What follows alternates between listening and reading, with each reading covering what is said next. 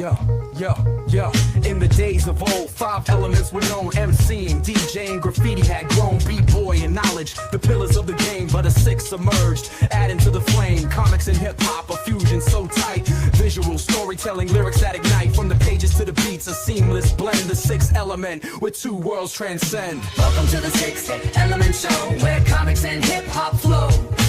Reno and Stu guiding the way, bringing you the culture every day. Welcome to the 6th Element Show, where comics and hip-hop flow. Reno and Stu.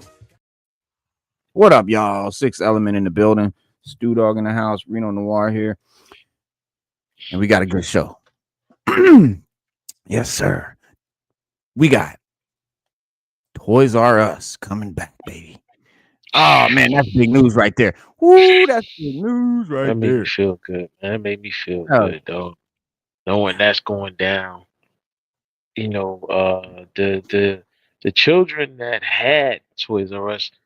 You know what? It's a wild story because, listen, all you millennials and you Gen Zers out there, if your parents build a business or an empire as big as Toys R Us, and they're on their deathbed and they say, "We want you to take over the business.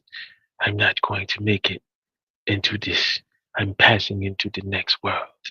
When 800 years you be, we'll see how good you look."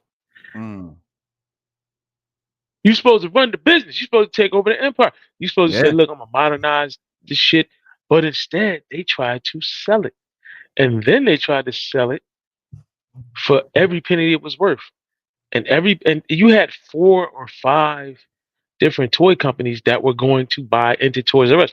They were literally gonna come up with the money. But the parents owed money. They had debt. They had money out there.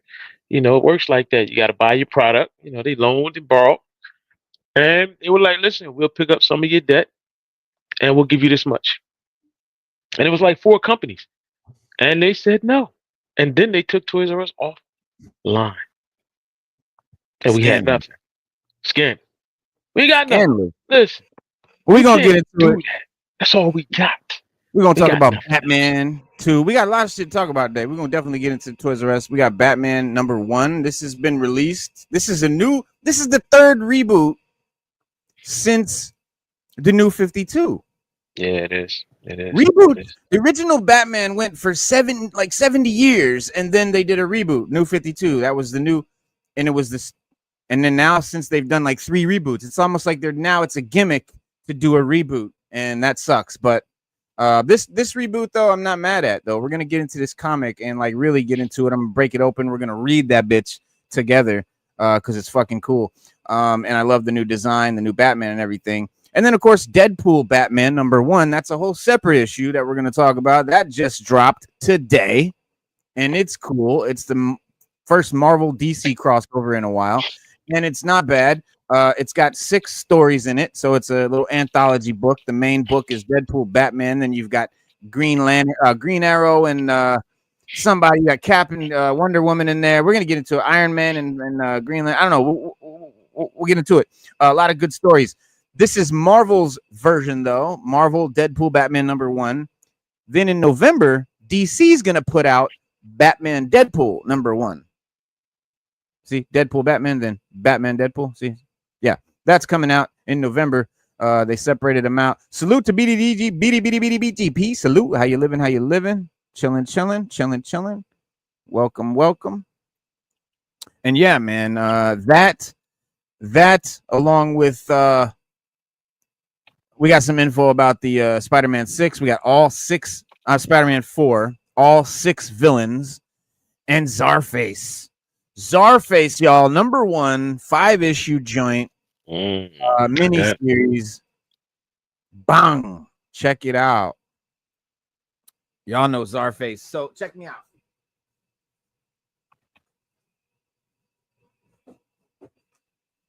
Had to grab my Czarface figure. Get back up in there. Check this out. Bang! That's dope. Czarface himself. Cloth cape and shit. Very cool. From Ultimate Super 7, I mean. And Czarface is the super group created by Spectre Deck and his homies. 7L and Esoteric and 7L. Esoteric and 7L, right? And then you got a lot of crossovers. Ghostface loves to jump down. Hang on, I got somebody trying to make a delivery at my door right now. God damn it. Timing is everything, isn't it? All right. Thank you. All right. Yes. But yeah, that's pretty dope. That's coming out. Czarface #1 bundle, $19.99. You get your comic. You get this little print here. It's like a little print piece of art. It says the one true king of this 1-2 thing. You know what I mean? The one true king of this 1-2 thing. And then you got the pin, the Czarface pin, little enamel pin that it comes with. So it's a nice little bundle for $19.99. I personally wish you could just buy the comic, but hey. That's how I felt. That's how I felt. Wish you could just do it, but it is what it is. I mean, but you could get the 5-issue series for like $70-$80 or something like Yeah, that. you can. Yeah. You can kind of get the whole subscription. It's like $70. Here it What's is. your name? Subscription $79.99 there, and it gives you issues 1 through 5 eventually once they come out. Yeah, and the what's your name one sold out already. The Signed signed edition. copy. Yeah. Yeah, Oh, that's I sold would have. out. Yeah, I would have jumped on that because that one's only $39.99, so it's less than the subscription one. But yeah, everybody jumped on that real quick. Would have loved to grab it, but You can have my $39.99 for that. Okay. I mean, because it's signed by Inspector Deck. That's really, I mean, SO and 7 cool, but like Deck is definitely worth some money for his signature. A 9-year-old named Mix is abducted and taken to the Hellzar Institute, a fortress asylum run by Dr. Yorgo. Czarface infiltrates the facility with remote support from Zave, Rystar, and Fang, only to find Yorgo armed in a custom Czar suit and an army of Hellzar guards. Deeper inside, a prisoner known as the Stress Eater feeds on fear and has his own designs for Mix. The rescue turns into a running battle, cloak tech, eye beams, and close quarters mayhem. That's pretty cool. I am with it. Slade, what up? Is Corey in here? Corey, salute. All right. Czarface, pretty dope. Yeah, Czarface is dope. All I right. tried to get the figure, got bought it for that. So You got bought for Czarface. yeah, I got bought it for Czarface though. I was trying hard. I mean, when you get botted, like you just refresh, you're gonna just you get unbotted. Like it's not like the end of the road. You just gotta refresh that shit, man. Man, I refreshed. And by the time I refresh and get rebooted, sold out. Like I got Studio 86 Soundwave today on pre-order, but Hasbro Pulse, it was sold out in like 2 minutes. Like I don't even know how that's even like it just. Oh, the Czarface, yeah, on Big Bad Toy Store or something like that, yeah. Yeah, Czarface was sold out in like 30 seconds. Soundwave sold out today in like 2 minutes. I mean, that's the only but figure. You got Soundwave, right? Yeah, I had to go on Big Bad Toy Store, man. And that's the only figure everybody wanted. Like they had like Alpha Trion. They had a bunch of figures. It was because it's today's Transformers. It's been about a year now. Like that. And it's been about a year since we ordered Dial Tone. A lot of people so the thing with this, y'all, is that G.I. Joe Classified sold this to us like a year ago. Everybody ordered them. They shipped out like a few hundred, like maybe 1,000 or something like that, and then that was it. Thousands of orders just got back ordered, and we've waited a whole year. And finally, Entertainment Earth has started shipping Dial Tone. Big Bad Toy Store just went to charge my card today, and I had to cancel that real quick because I had already got it from Entertainment Earth. But that's what you do, man. EGC, salute, peace. That's what you do is you order them from Pulse, Big Bad Toy Store, Entertainment Earth, and Amazon, and then whoever ships first, you just cancel the rest. You'll never, ever, ever have a situation where where more than one ship at the same time. So you're never going to risk having to pay for more than one. They always ship at different dates. And so that's the way to do it. That way you get the first one out. Because, like, if you didn't get it from Entertainment Earth, you're still going to be waiting on this bad boy. We're going to break it out and open it up. One of my favorite figures from back in the day when I was a kid. And I think, like, having this guy, wetsuit, sci-fi, mainframe, that's gonna really make the lineup, I think, seem, bro. When I put Law and Order up there on the lineup, for some reason that just it made it hit. I was like, okay, now I feel like I got a lineup of the Joes. Like, I don't know, it's just like a weird. It's like the lineup you feel like you got them all, and you got a nice selection, and you feel like you got the Joe team from your childhood. I feel like these guys are gonna really make it solid. Dial tone, sci-fi, mainframe, and wetsuit. Some of them, and these look most like the 80s joints out of Most Classified. Wetsuit's almost identical to his original. Dial tone, spot on. Mainframe, fucking identical. Sci-fi, identical. So they all look great. And it's because, you know what? It's nothing you can do to those. I mean, if you try to make those characters look different, it wouldn't be appealing. They were perfect when they came out. Yeah, they're perfect when they came out. I mean, to try to make them into anything else, you can't. There's nothing else you can do with them. I mean, but mess them up. So you might as well just put them out the way they were, modernize it. You know, the way they do it. Yeah. But well, y'all. Oh, hang on. Let me tell him this. God damn it!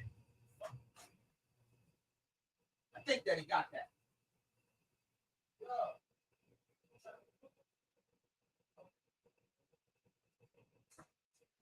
My bad, y'all. I'm back. Don't worry. Don't worry. I'm back. I'm here. I'm chilling. I'm here. It's all good. The show goes on. Don't worry. I'm here. All right. Where was I? So, the big deal of the big night, Deadpool, Batman, DC Marvel crossover. Like, out of nowhere. We've been waiting for this for a while now. And I think after decades of plenty of buzzy headlines concerning both their comics and their movies, TV shows, DC and Marvel finally crossing over again. And this definitely is foreshadowing to something that we're going to see in live action. They're going to do a crossover in the movies. That's how they work now. We know that, especially with the MCU, Marvel, the comics are now related to the MCU in a way that they're literally doing it, like they're literally putting out comics with the purpose that they will later be used in the MCU. Like Feige's telling writers to do this and do that in their comics just so they can go with what they want to do in the MCU. Yes, it's fucking horrible and disgusting, but it's a fact. It's been said by people working in Marvel. I mean, it's a fact. It's not a rumor, but as shitty as that is, their most popular characters are crossing over in a string of one-shot comic book specials right now, beginning with this 2-part crossover between Batman and Deadpool. Marvel's half of the event, Deadpool Batman #1, is finally released today after months of fans speculating and debating about how its combination of characters would interact with each other. But the rollout of this book is a little atypical, which I think makes sense for a story this big. But yes, at the time of this video here, Deadpool Batman 1 is not available on the usual digital comic platforms like Comixology and stuff. So you cannot get Deadpool Batman right now digitally. They specifically made this comic only available in physical copies, which you can either get through their mail order subscriptions or through brick and mortar LCS shops, which for comic enthusiasts and purists, this is great news. And I think comic book owners, comic shop owners are, they love that. They love that because obviously it drives more people to buy the physical book.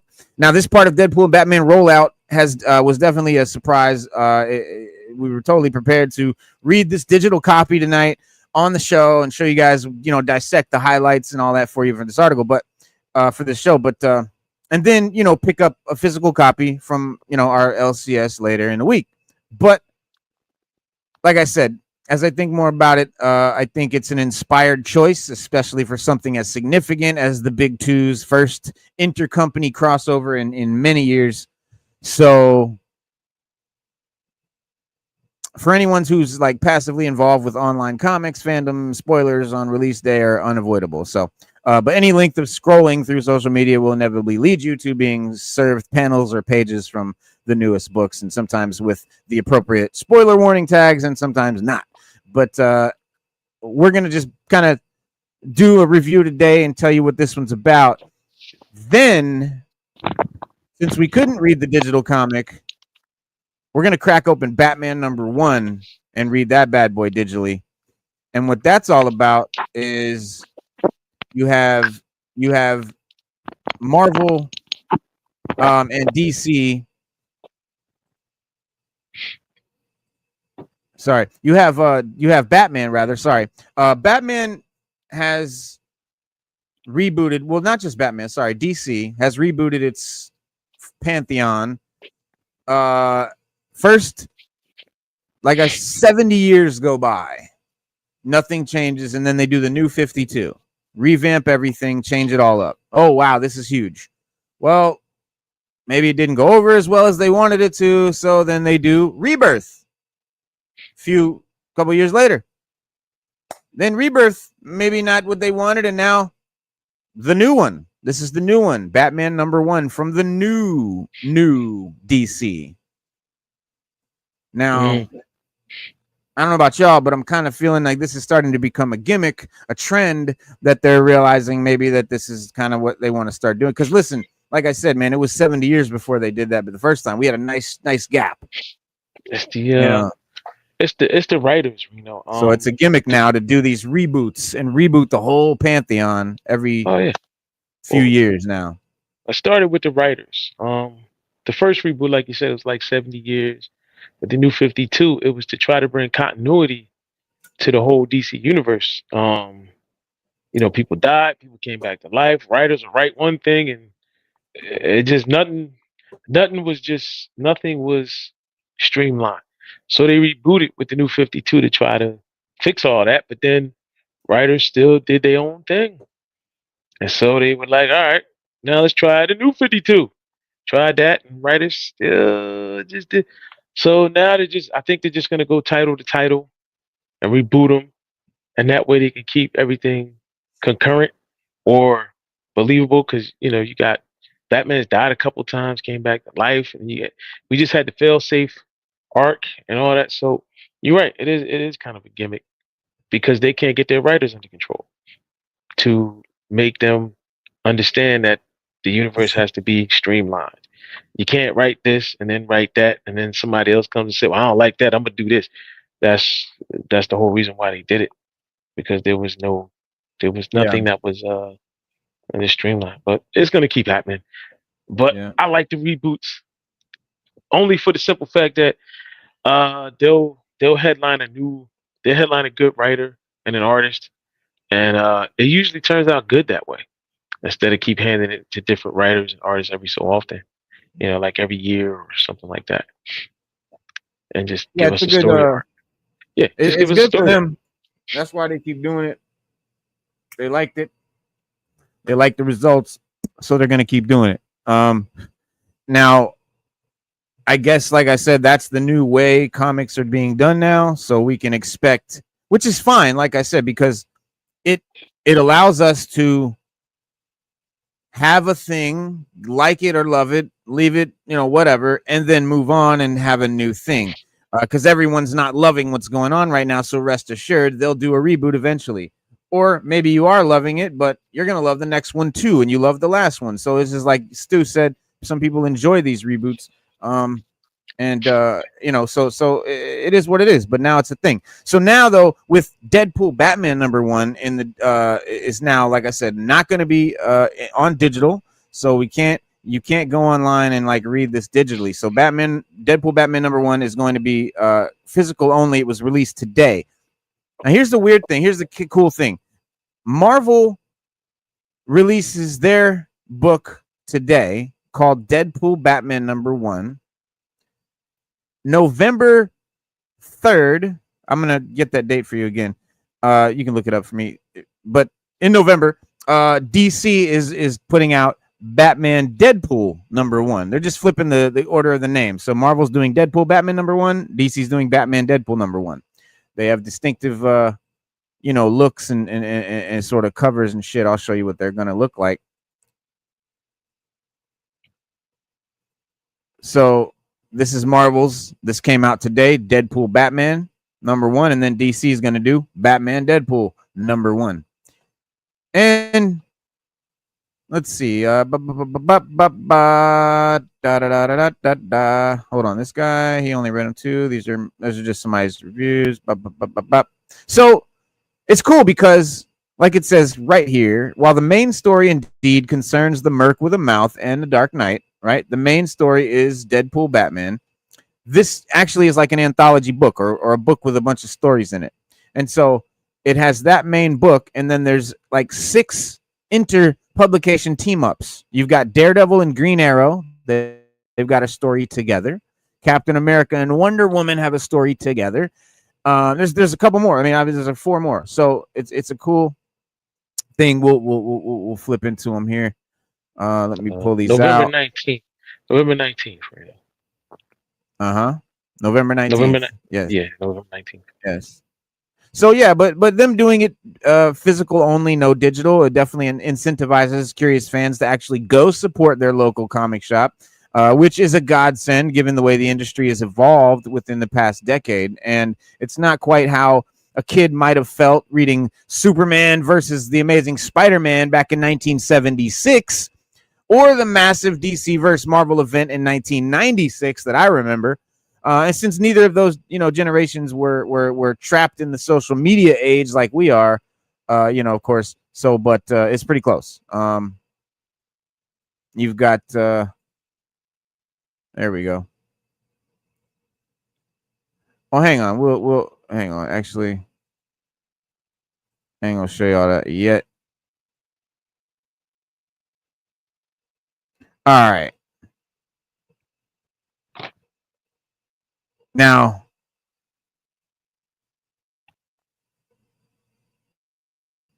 the hang on, it's Greg Capullo and Zeb Wells. They wrote this one. You've got Chip Zdarsky in here, Terry Dodson, Kelly Thompson, Gahiru, Kevin Smith, Adam Kubert, Al Ewing, Dyke Kwan, Ryan North, Ryan Stegman, and Frank Miller.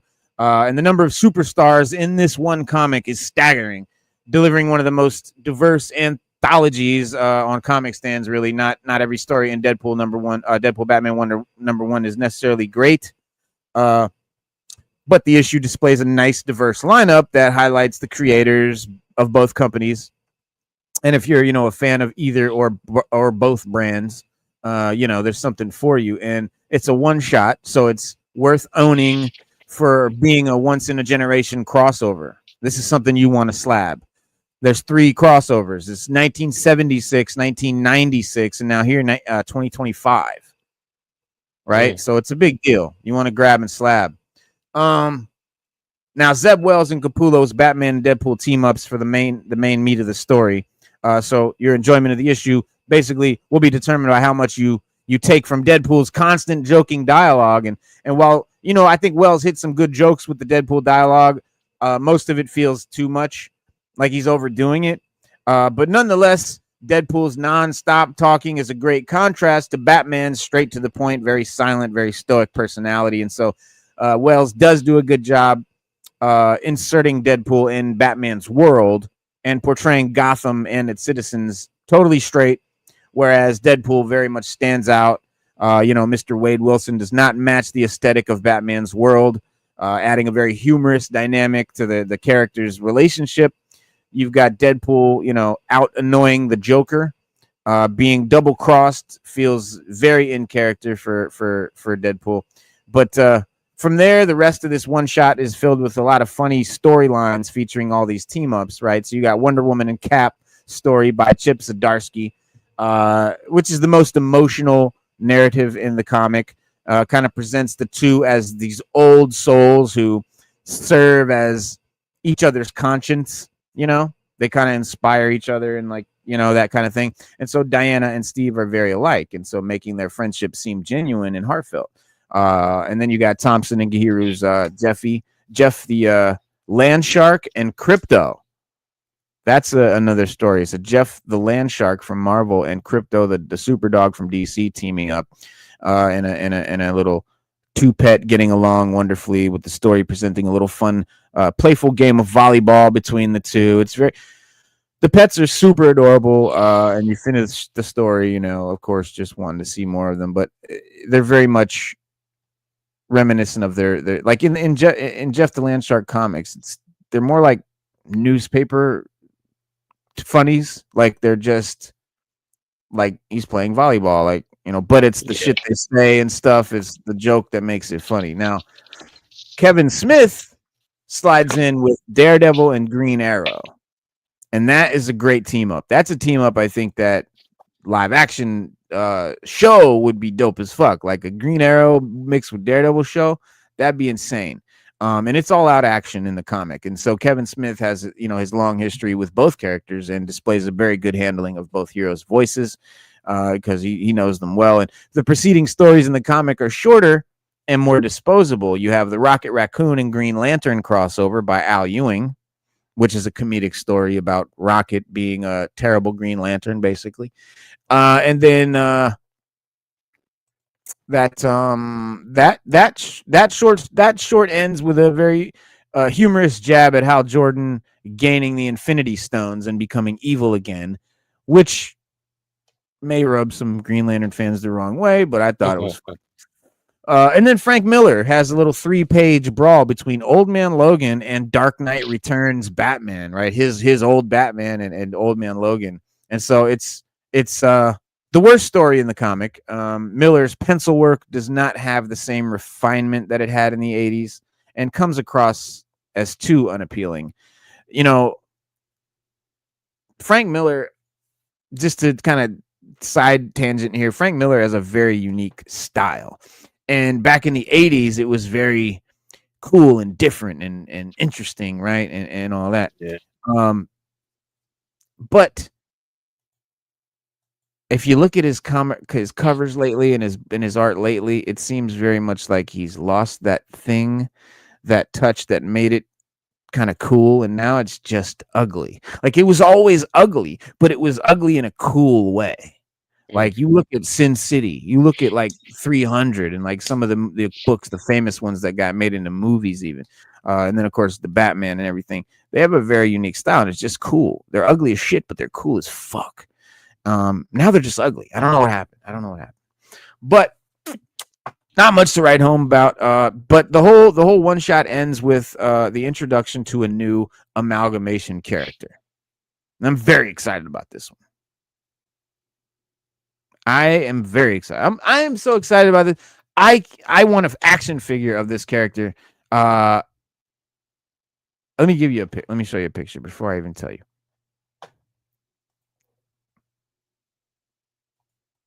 And let's hop into this real quick. So the amalgamation, you had Amalgamation's a comic, right? Amalgam Comics. They had where Marvel and DC Comics teamed up and they made this published this one company called Amalgam Comics, a line of titles that combined heroes and made new heroes out of them. Like you had Dark Claw, which was a Batman and Wolverine mashup. You had a character named Super Soldier, which was Superman and Captain America mashed up. There was Iron Lantern, which was Iron Man and Green Lantern. And then, you know, you had those stories like from the Peter David and Mark Waid and all those guys. And so like they represented one of the most fun and unlikely periods in comic book history. And the concept is now, you know, being revisited here in this new book. But this character that they created here, let me see if I can just snag an image. Yes. Okay. I love this. You take two of my favorite characters, two of the most badass characters, and you mash them together. And I'm glad that Wolverine was not off limits because they had already done Dark Claw. because when you mix Wolverine with Lobo, you get Logo. Mm. Logan Lobo. Logan and Lobo together makes Logo. God damn it. I need an action figure. You know what I'm saying? How dope is that?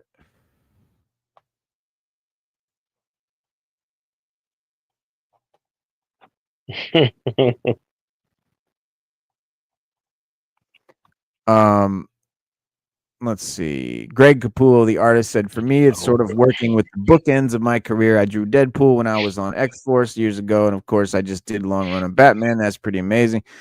Let's see. But yeah, logo's dope. It says, "I'll tell you again, bub. The name's Logo. I'm the last of the Chuckalasians, the main mutie. Oh, he's Canuckalasians, the main mutie. And I just happen to be the biggest, baddest bub stitch in the whole fraggin' universe. And then his thing says, fraggin' snicked. Because, Lobo says fraggin' and Wolverine has the claws that say snicked. And the sound came out saying fraggin' snicked. It's all very funny and cool and very much tongue in cheek, of course, but It is. that's the kind of shit we're getting in this book. And yeah, I think the artwork in general is a true masterclass in comics, except for Miller. Greg Capullo returns to draw Batman again, reminding readers why he's one of the best to do it in the industry. Dodson, along with his inker wife, the team, they deliver a beautiful artwork of Wonder Woman and Cap's story, imbuing the narrative with, I think, just a warmth that highlights both of the heroes, altruism, their reputation, their vibe. And so Gahuru remains Jeff's best artist, penciling everything with a softer, rounder edge that sort of emphasized the cuteness of Jeff the Land Shark. And then Kubert presents his strongest art in years, I think, with the Daredevil and Green Arrow joint, showcasing a very nice mixture of the action, motion, and emotion, and the colors that by Frank Martin to kind of enhance the story. And then Ruan's work on Rocket Raccoon and Green Lantern perfectly matches the comedic sci-fi tone that Al Ewing is doing. So I can't say that this comic is like a number one, like it's straight up banger. It's just, it's the best thing ever. But it's got some good shit. And it's absolutely a grab and slab. You have to get this one and put it in a block in a case. Especially if you're a Batman or Deadpool fan. Or Daredevil, or Green Lantern, or Wonder Woman, or Cap, or fucking Green Lantern, or Rocket Raccoon, or Green Arrow. It's got something for everybody, dog. And it's like I said, the art is very important to me as a fan of comics. I think it's 50-50 with the writing, equal importance.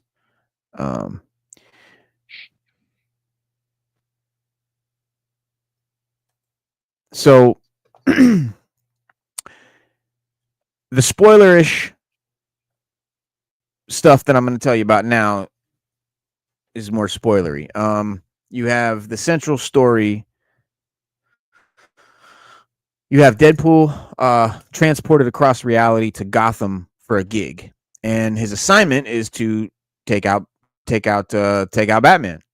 And this proves to be far easier said than done, of course. And even with that big signal in the sky showing where he'll be, but despite the less than friendly start, a reluctant Deadpool Batman partnership is formed after Wade agrees to help him hunt the Joker. So you got Deadpool and Batman hunting the Joker. Deadpool talking way too much, but the artwork again by Greg Capullo is gorgeous, as one would expect. I think I got a page I can show you real quick. Yeah.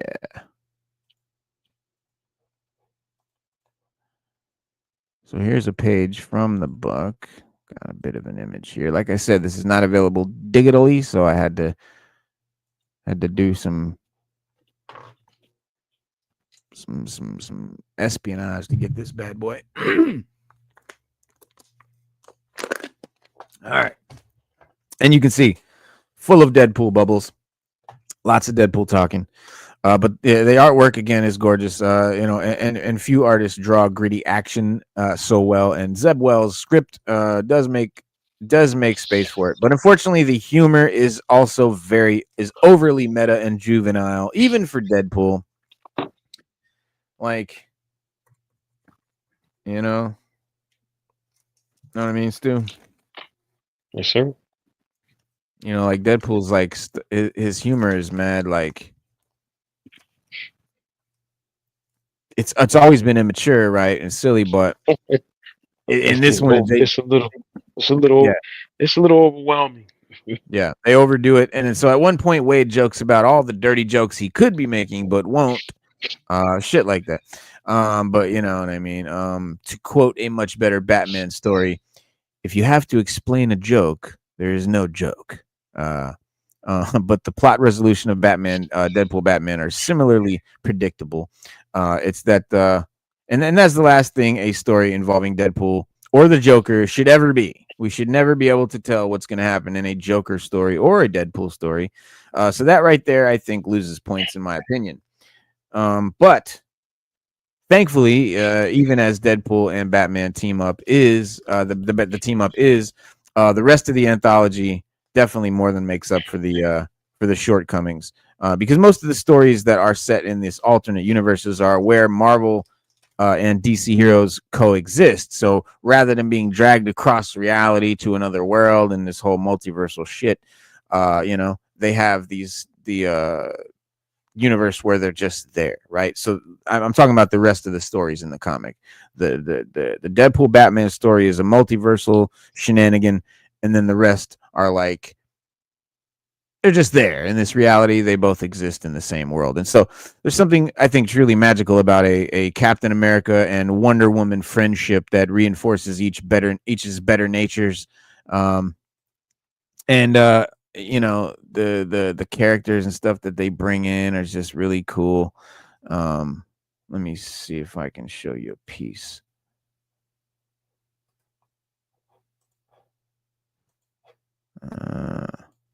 All right. Well, here's what I'll do. Schlamazel. All right, there we go.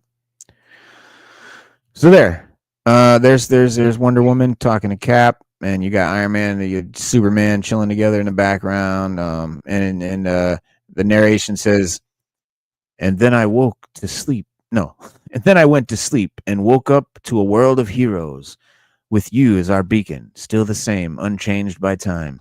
Do you remember what you told me when I asked why you still walked man's world after so long after the war? We're all one world, one universe, one fight, and that fight never ends. And you see Galactus blasting a beam at Wonder Woman, and the Fantastic Four is like running around. You see Green Lantern in the background shooting a blast at Galactus. And then here's like the Daredevil Green Arrow. Here's a little shot of that. Green Arrow says, well, you dress like a bad guy, but I know how you New Yorkers love your irony. And he said, so I'm guessing you're actually on the side of the angels, Devil Dog. And Daredevil doesn't say shit. He just blocks a shuriken with his stick. But you can see, man, the art is fucking peak. The art is peak. The art is tip top. But yeah, I think it's a must read for any fan of Marvel and DC. But the best parts of the book are those that see these classic characters working together rather than fighting for the sake of fighting. And there's far more good than bad to be found here, though. And I hope that this, doesn't turn anybody off from checking this out, because it's definitely a great. And like I said, you gotta grab a slab. You gotta grab a slab. This is one to have. You gotta keep this one. You gotta get it. You gotta keep it. Definitely gotta keep it. Yeah. So I love the Daredevil. I love the story. It's called The Red and the Green by Kevin Smith, and that's the Matt Murdock, aka Daredevil, facing off against a band of roving ninjas who have come to terrorize Hell's Kitchen. And unfortunately, they're not ordinary foes, but rather some of the most elite warriors that the League of Assassins has to offer. Unfortunately, there's another newcomer in town who knows how to handle a specific breed of murderous ninja. And once he has, and that's Green Arrow, and he'll be setting his sights on Daredevil in hopes of finding some answers. And so the team up between Daredevil and Green Arrow in The Red and the Green is just one of these stories that I want to tell you about. But it, like I said, the main story is what it is. The other stories are cool, but I like this one. It's really cool how they have Daredevil and Green Arrow. I want to see that shit in live action. I think that was one of the best team ups in the book. So I gotta recommend it.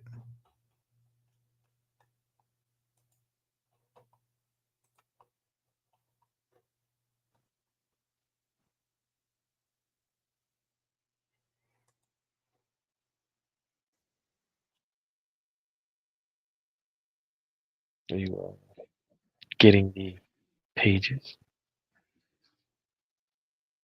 Yeah, I'm trying to see if well, all If right. only they would come So with a 2-pack. They come out with a 2-pack of those. a 2-pack? Yeah. You know, like the Gamiverse 2-packs. We need that Yeah, crossover 2-pack. yeah, that'd be dope. That'd be dope. All right. Well, yeah, this should wake you up, bro. Toys R Us is back in physical brick and mortar, guys. Oh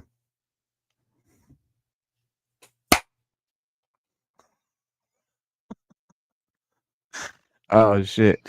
Toys R Us though, yes, charging into the holiday season with its largest growth year yet, marking 100 days until Christmas with a record-breaking global presence. It's all over the world, but if you're like me and Stu, you haven't been seeing any Toys R Us's around. They've been gone for a while. We watched them all close, and sadly, like they closed before I really got deep into this collector shit. So like, I'm actually excited for Toys R Us to come back while I'm in the throes of collectordom, because that would be a great place to just go and just get everything, you know. Because that's the thing, is Toys R Us is great. They'll have everything. But this weekend, Toys R Us is opening a 13,000 square foot flagship store at Chicago Premium Outlets in Aurora, Illinois. Beyond an assortment of top toys from brands including Barbie, Hot Wheels, Logo, Nerf, Paw Patrol, and more. And the store features dedicated Babies R Us section as well, packed with baby apparel for essential little ones and essentials for little ones. Jeffrey the Giraffe will be in the house for the grand opening celebration, which begins Saturday, September 20th at 9:45. Family can enjoy giveaways, activities throughout the day. Additionally, this Toys R Us will debut an arcade experience featuring claw machines and gashapon machines, including the Tomy Gasha machines which are all the rage in Japan. This fall's new store experiences join the brand's flagship locations at American Dream Mall of America, Chicago, Harlem Irving Plaza, Texas, and Dallas Fort Worth Airport, alongside Toys R Us presence inside every Macy's nationwide. So through its partnership with Nexcom, Toys R Us is also going to extend its reach to military families with 6 new stores opening on U.S. Navy and military bases. And so, hang on, what is the guy like? He said, what's this guy? The Toys R Us Chief Marketing Officer. Okay. He said, as we head into the most magical time of the year, Toys R Us is reaching more kids and families than ever before. From new store openings with our global partners to launch of our second global holiday play day, to Joffrey's birthday celebrations worldwide on October 17th, and of course the main event in December. Toys R Us is creating joy and excitement for kids of ages, all ages everywhere. Globally, the retailer is entering new markets in Chile, Peru, Venezuela, Ecuador, Morocco, and Lebanon, while reestablishing a presence in Turkey. Toys R Us is also reinforcing its footprint in the UK, Mexico, South Africa, Asia, and South Korea, where new concept formats are debuting with strategic partner Lot. So yes, it's a good thing because as they expand and as they, build back up, we'll start to see more openings of more stores, and hopefully there'll be one near you real soon. So this is Closest one to me is North Jersey at the mall. The Jersey Mall. world's one of the world's biggest malls. Jersey Gardens Mall. There's one there. They built. It's been open for about, I want to say 2 years now. But supposedly it's supposed to be, and that's in the mall. Like this one is. Yeah. Supposedly it's supposed to be building a standalone one somewhere up there where Raw Talk is at. Not too far from him, or well, he's close to the Jersey Gardens Mall anyway. But it's supposed to be building a standalone one. So we should have two in the state, but I had to go all the way up north to get to Toys R Us. That's a hike for me, and a lot of traffic, and a lot of headaches. And I had to. They shut the one that was around here. They shut that bitch down. They opened it. They opened it and shut it down, or was it shut down from the first run? Nah, it was one when I moved up here like 10 years ago. It was one there, and it shut down like 3 years later. And then, that's tragic, man. I mean they shut down nationwide pretty much. All the stores everywhere shut down, and they did. I do know there's one in Canada. There's one in Canada. There's a couple, like they opened a few in Canada, and I don't understand why they didn't open them here first. I mean, shit, there's a Blockbuster still here in the United States. Yeah, it is. It's one Blockbuster somewhere. Like it's in Oregon. I think it's like in Oregon or something like that. Yeah, Midwest. I'm going to drive to that Blockbuster one day and experience that. Hell yeah. I mean, if you go on YouTube, there are people that did walkthroughs at the Toys R Us when they open. Yeah, like the new ones when they open. But I want to take. Yeah, I'm just waiting for them to put one close so I can say and I'm glad that's what's happening now. Yeah, because the Toys R Us was the shit, bro, and it was. For me, just getting heavy into this collecting thing, I really need a Toys R Us again. Yeah, when you think about it too, Reno, they outlasted all the other toy stores. KB. Yeah, KB was my shit. KB was. There was a big one like Toys R Us. What was that line? What was it called? Yeah, Toys R Us, KB, and there was another. There was a big one that was a big store like Toys R Us, because the Toys R Us when I grew up, when I was little, they were massive standalone buildings, like Sam's Club fucking size buildings. It seemed. And they were huge. But there was another like competitor to them that was another big one like that. I can't think of the fucking name. See if you can find it. It's on the tip of my tongue. It was Toys R Us, KB, Child World. That's Child one. World. Yeah, Child World. It was this one is on the tip of my tongue.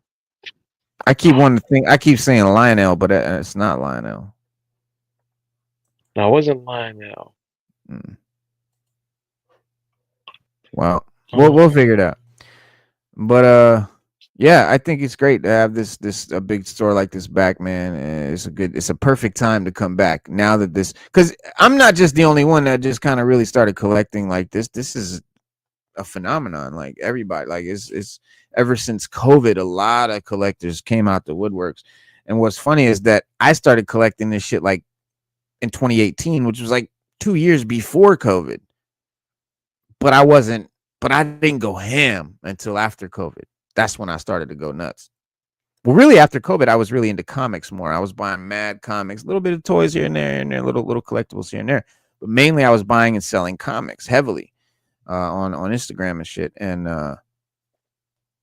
then I just found the figures and stuff more appealing than comics after a while, and that's when I just started more collecting figures than comics.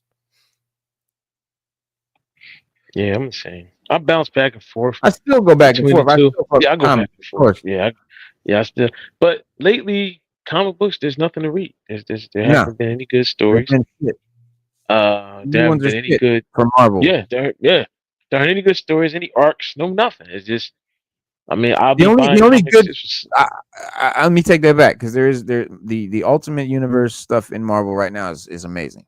It's the only good thing in Marvel right now. The Ultimate comics are great, but that's it. Oh But like yeah, no, Ultimate no, no. Yeah, I Spider-Man agree with that. Yes, the Ultimate Comics. Yeah, they're the bomb. I agree with that. with DC, the And Absolute comics are great. yeah, the Absolute Comics are the bomb. I'm That's really it. into them right now. Yeah, but that's it. I'm not reading anything else. And Energon, because GI Yes, Joe Energon, I'm fucking with those. That's pretty but you much notice it. that's all. That's all the If you notice, when that's all the new stuff. Like, Mhm. I mean, like, didn't exist before it came out. Yeah. Like, yeah, like that's all the stuff that they've got creative with and just made. Like, that's what's appealing to us. We're not into um Kitty City, Kitty City, Oh, Kitty Kitty City, City. That's Kitty not the one I'm City, thinking of, but Kitty City. It was Toys R yeah, Us and Kitty City. That's the one I'll I was thinking of. remember it. That's what I was thinking of. That's why I was like, Kitty City. Because I used to be when they used to have the toy commercials. It was huge, like Yeah, Toys R Us, like a giant yeah, standalone Kitty store. City. Oh yeah, yeah, Mm. Kitty City. Yeah, yeah, Kitty City was big. Kitty City had the weird commercials. They did like oh man, they did like these weird commercials. Um, I don't know. They didn't have a song like Jeffrey. Like they did like these. They were like Crazy Eddies. They did like a Crazy Eddie style commercial or something like that. But I remember Kitty City. Mhm. It was I don't know how long they were around. I don't remember them after the early 80s. I really just don't. Um I do know there were a few around in Oh, the mid Lionel Kitty. 80s and in the late I don't really think they made it past the 90s. I really just You don't. know what? I It think was the Kitty 80s was City it. because it was called Lionel. I Lionel told you. Kitty City. Remember Yes. I said it was Lionel Lionel? Kitty City. Yeah. Yeah, that was it. Lionel. Yeah, Kitty City. I really don't think they made it past out of the 80s. Maybe they might have. Nah, I don't remember they seeing went down in any. the 80s. Did they? Yeah, because I Yeah. don't remember seeing any. Matter of fact, computer. When did Lionel Kitty City go out of business? Lionel Kitty City went out of business in June 1993. The company announced its intention to liquidate all stores on June 2nd, 1993, after struggling with financial difficulties and competition from larger toy retailers. Would you like to know about the changes in the toy retail industry since 1993? No. Watch this. Lionel Kitty City was another All right, popular toy no chain problem. in the 80s, offered a wide variety of toys from dolls to trains. The slogan, turn that frown upside down. Yep. I'm down. Yep. Stuck with the many kids.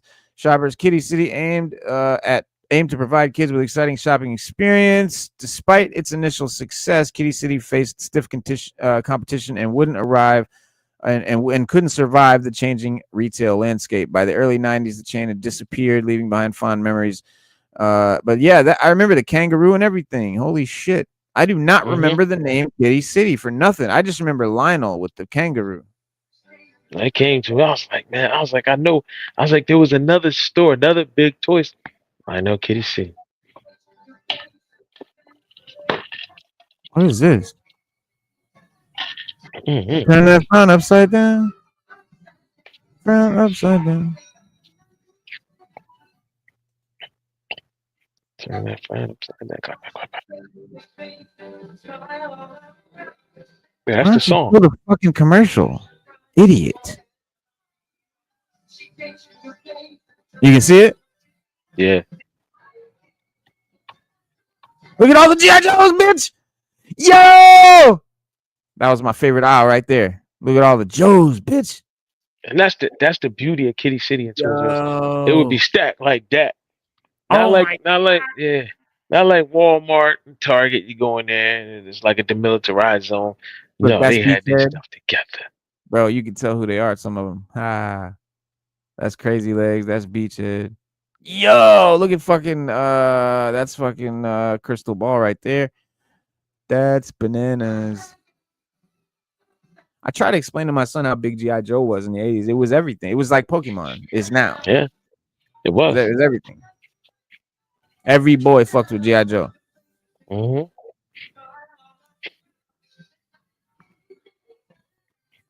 Kitty City, Upside down. That's some shit. Facebook, Twitter. Kitty City did not have a Facebook or Twitter account. Stop it. No. Those are for the people that made the fucking. That's the Twitter accounts of the people that made the video. That better be, because I know they had no damn Kitty City. That was probably Toys R Us's rival right there. I would Yeah, think. yeah, it was.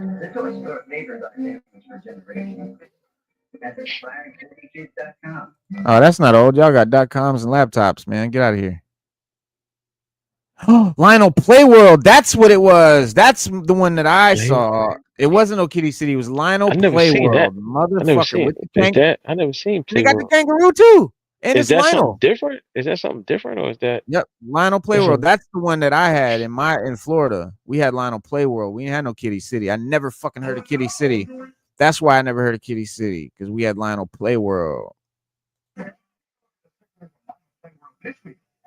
And Lionel Playworld used to say "turn the frown upside down" too, because that I remember. So I know they had to say it. Oh.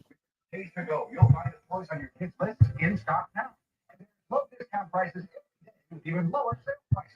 So Yo, the NES with the fucking check that out. The fucking gun. The Nintendo. That's Nintendo Entertainment System. Yeah, Came the with Duck OG Hunt. with Duck Hunt. That's the one jump came Yeah, with Duck Hunt. Yeah, the yeah, light gun. the one I had. And then double dribble. They got double dribble. Remember that? And then fucking what's the Burger Time? Every time. Fucking Friday the 13th. That game was shit. Yes, it was. Clue, board games, Monopoly. And these Like are those board games are things we used to play back in the day physical because games, kid. we didn't have cell phones. Be Yeah, flipping around on all the time and wasting our time. We actually yeah, had imaginations back then. yeah. Had to go outside. remember, you want low prices and a big selection, pick up this week's circular and see.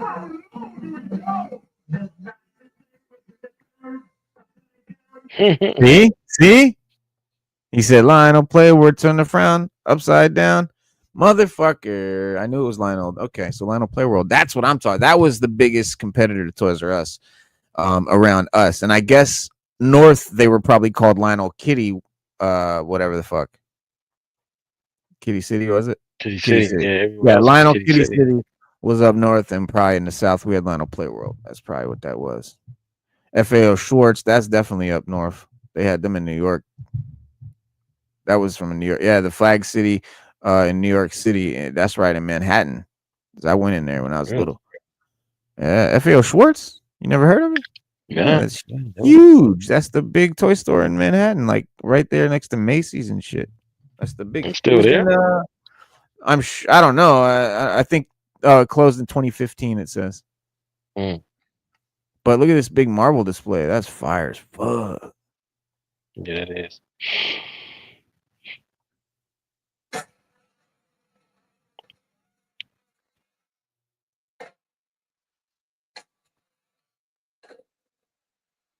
Oh, this is inside the Schwartz.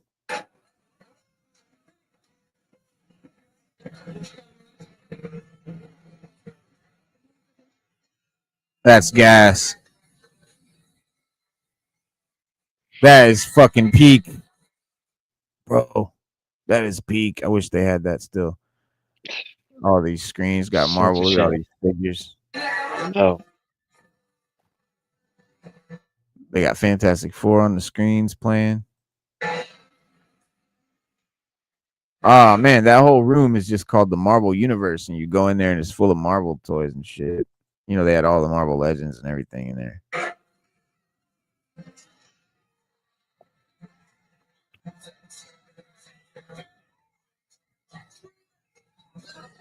That is dope. Okay, you know what? You know what? That's dope. That's what they're really famous. FAO Schwartz. You remember that movie Big with Tom Hanks? Remember when they Yeah. went in there on that keyboard and they were like ding ding ding ding. They were jumping up and down on the keyboard. Yeah. That big toy store. That's FAO Schwartz. Oh, okay. That All was the right, I big know toy that. store. All right. I've Giant never toy been to. I store. know about it, but I've never been to. I know exactly what you're talking about. Okay. Yeah, from Big. Yeah.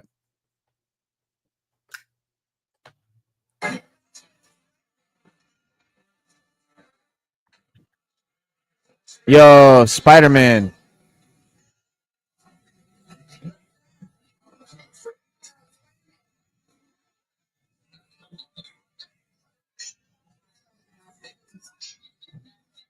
X-Men.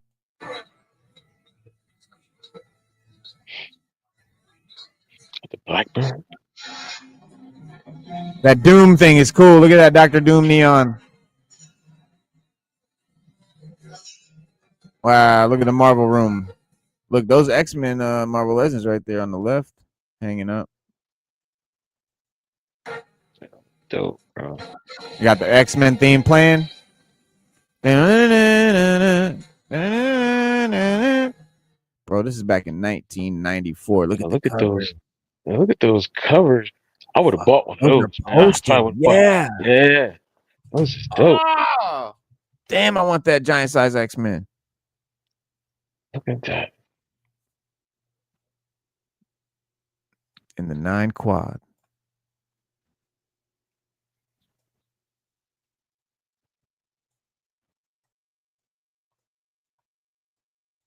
It's still the Marvel. Yeah. Hmm? The Marvel room was huge. Yeah, bro. That's all this is all the Marvel room. I don't think this. Yeah, it's like the gift wrapping area. But yeah, the store is insanely huge. I don't know what's going on there. Like that. The Marvel room was huge. That joint.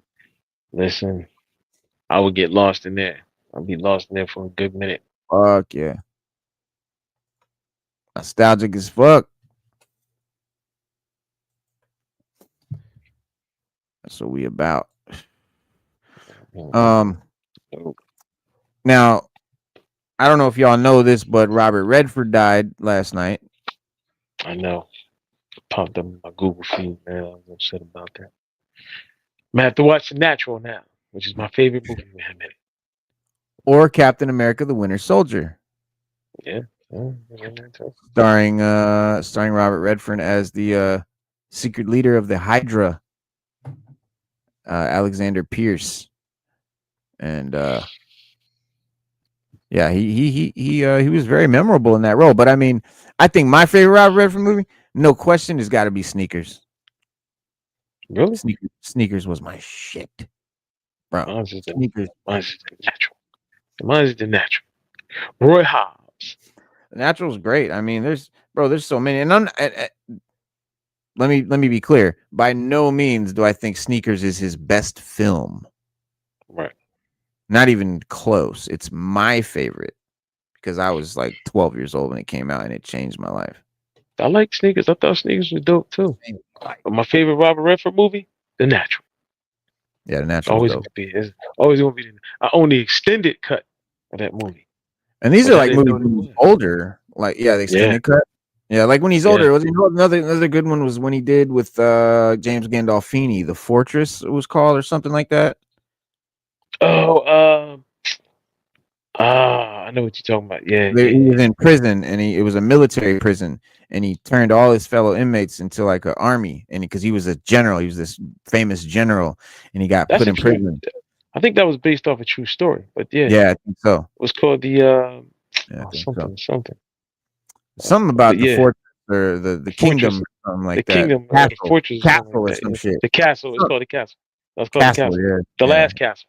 The last castle. Last castle. Because yeah, last castle was great. Yeah, that was good. But yeah, Marvel did a little tribute.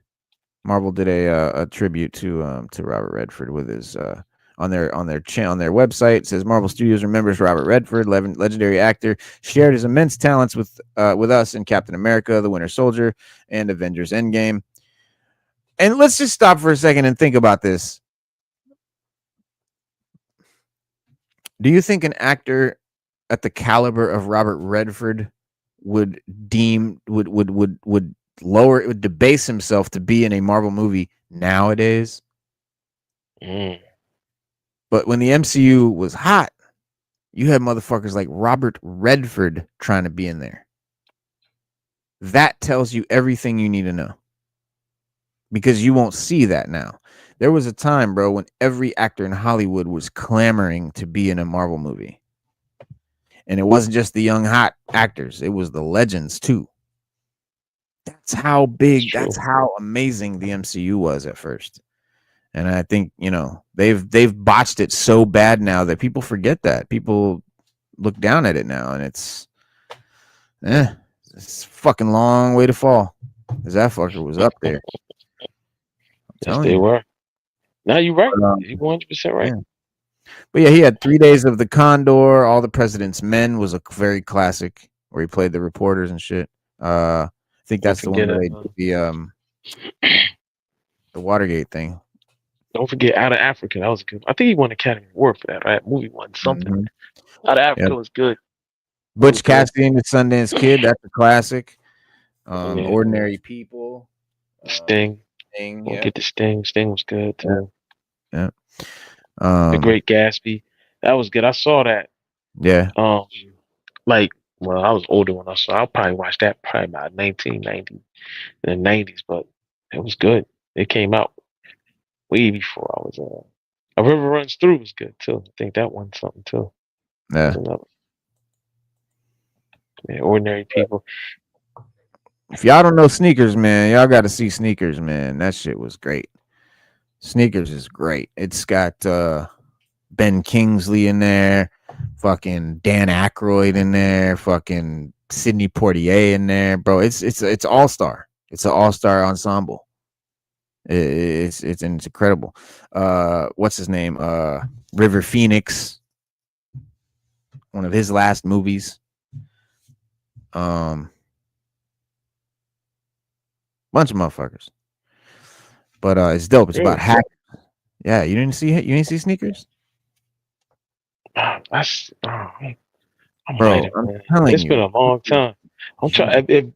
If I see it, I'll probably be like, all right, I remember this now.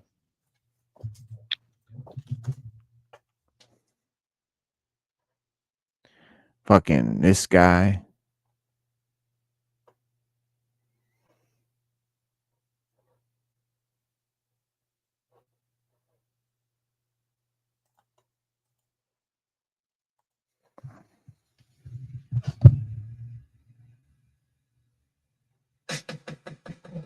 LPX-71 concealable mic is part of the same system that Nazi used when they faked the Apollo moon landings. Work for them, shouldn't give us any problems. Oh yeah. I did see this. Yeah, this was good. Mothers in the cable book. Going to separate master circuit. The same time, breaking to all of us. They know your secrets, but they're not spies. Got to be someone. Mr. Bishop, do you mind if I take a look? Carl.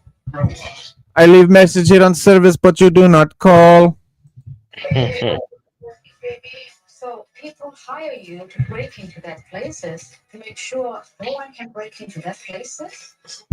So basically, they're hired to like rob banks and basically break major security systems through whatever means, hacking, whatever means, and they're hired by these big companies.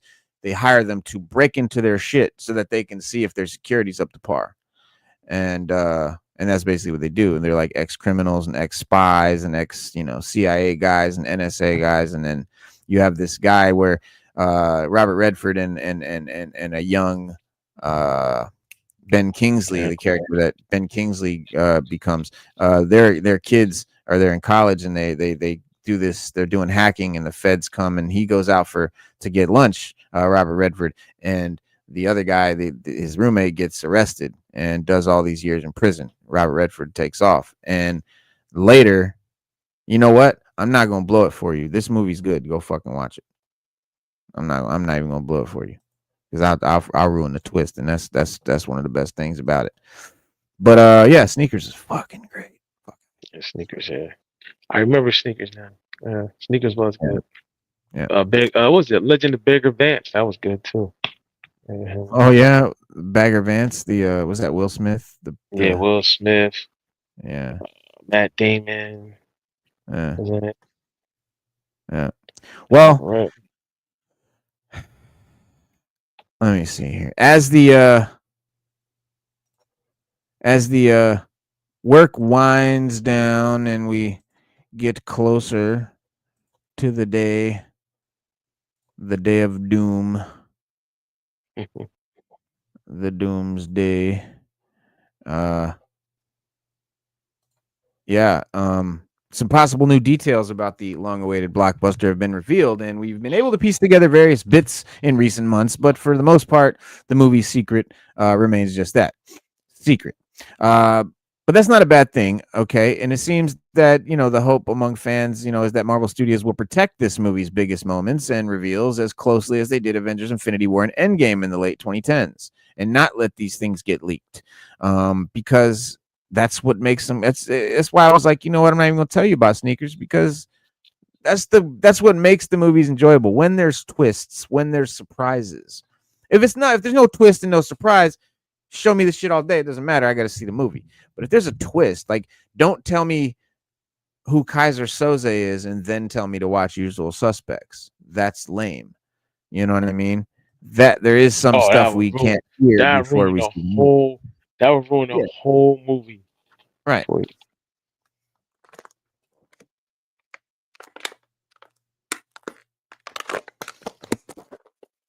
So Yeah, that'd ruin the whole movie for you. That's like watching. That's like watching the Dark Crystal and the Golflings jump off the edge of the cliff, and somebody will holler out, "Watch, she gonna have wings." That ruin the whole movie for you. Just ruin it for you. Okay. Well, that's a classic. Dark Crystal. What does that remind me of? Never Ending Story. I just watched Never Ending Story. Like, yeah, I gotta watch that again. Today I just watched. Word. You know what made me watch it? What? Stranger Things. In the last season, I think they sing the theme song to Never Ending Story in Stranger Things. And yeah, because the kids are like fans of it, because Stranger Things takes place the same year that, this one season of Stranger Things takes place the same year that Never Ending Story comes out. And so in the show, they know the movie, and it's a cool reference. But according to the Scooper, the guy Daniel Richtman, who always does the Marvels, the gets us the Marvel rumors and stuff like that. A big part of Avengers Doomsday is going to focus on the X-Men universe being on a collision course to destroy other realities, including Earth 616. And this isn't all that different from the Secret Wars comic, where the classic Marvel universe collided with the Ultimate Universe. Basically in Hickman's Secret Wars. So, and remember in the comics, it was possible to save a world from an incursion by destroying one of the two realities. So, and perhaps that's what Magneto is up to in this movie. Either way, we'd imagine that Monica Rambeau's accidental arrival on Earth 10,005 in the Marvels will be what causes this. And who'd have guessed that the Captain Marvel sequel would be this important to the multiverse saga? But he also explained that Doctor Doom will have a vendetta against the multiverse in Avengers Doomsday. What that means remains to be seen, but Victor Von Doom may be out to destroy every reality so that he can follow Kang the Conqueror's footsteps by making a single sacred timeline that only he rules over. And so, yes, when it was previously put to the Russo brothers that the MCU has rapidly expanded since they helmed Endgame, Anthony Russo, I think it was, he said, yes, the MCU has got quite large, that's for sure. I mean, frankly, we struggle with that same issue. But part of the reason Joe and I decided to go back is exactly what you're talking about. There needs to be more of a central narrative. And, he's right, because, like, where is it going? What are we talking about anymore? He said, that's something that we were very specific about when we worked with Marvel before. We would like to bring the focused narrative back, he added. And that's great. But part of their master plan is bringing Robert Downey Jr. back, not as Iron Man, but as Victor Von Doom. And he said, we can't explain that as it's part of the story. But the fact, guys, that it is part of the story, okay, that means it's not going to be like, oh, we're just acting like this guy's Doom when we know it looks like Iron Man. They're not going to be, it's not that stupid. And they don't think we're that stupid. They're not going to just act like, oh, this is just Doom. Oh, no, what do you mean? It's Dr. Doom. What are you talking about? No. In the story, they're going to explain why this guy looks like Tony Stark. It's going to be part of the story. So what that means is it's not going to be this stupid thing that just makes no sense, and that's why everyone's mad about it. It's not going to be that case. That's one thing. The second thing is, after Secret Wars, a new casting of Dr. Doom for the next phase will take place. So Robert Downey Jr. is not Doom moving forward. He's just the Doom of this reality that he's in, that he's from in this movie. So in this movie, think about it this way. In this movie, he's from the 828 universe, and that's how he looks in the 828 universe. But Doom in the 616 universe that we're going to come to know in the next phase, he'll be a different actor. Okay, so that's why this works. That's why it's okay. That's why it makes sense. That's why it's not fucked up, and that's why it's going to be good. But Anthony teased when he was asked how and why the Tony Stark actor is playing another character. He said, but there's nobody else in the world who could play this character the way he's about to.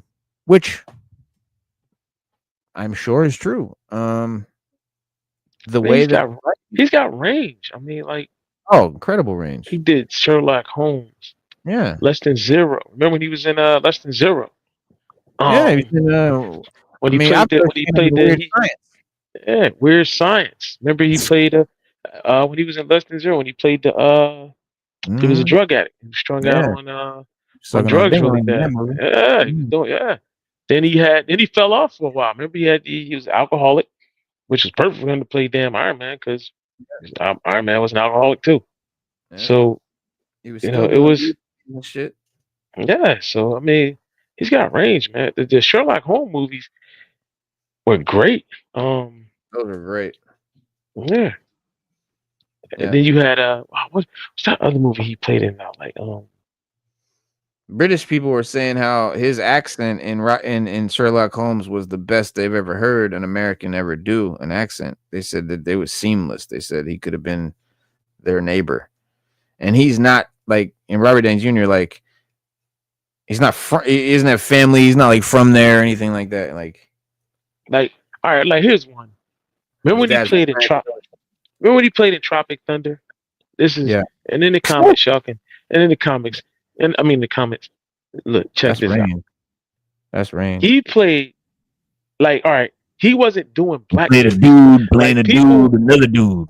Thank you. And people didn't get that. That was the joke. It wasn't blackface because people was trying to boycott the. Oh, he playing blackface. No, he was the dude that was so into his character. Yeah, he didn't know that he wasn't black.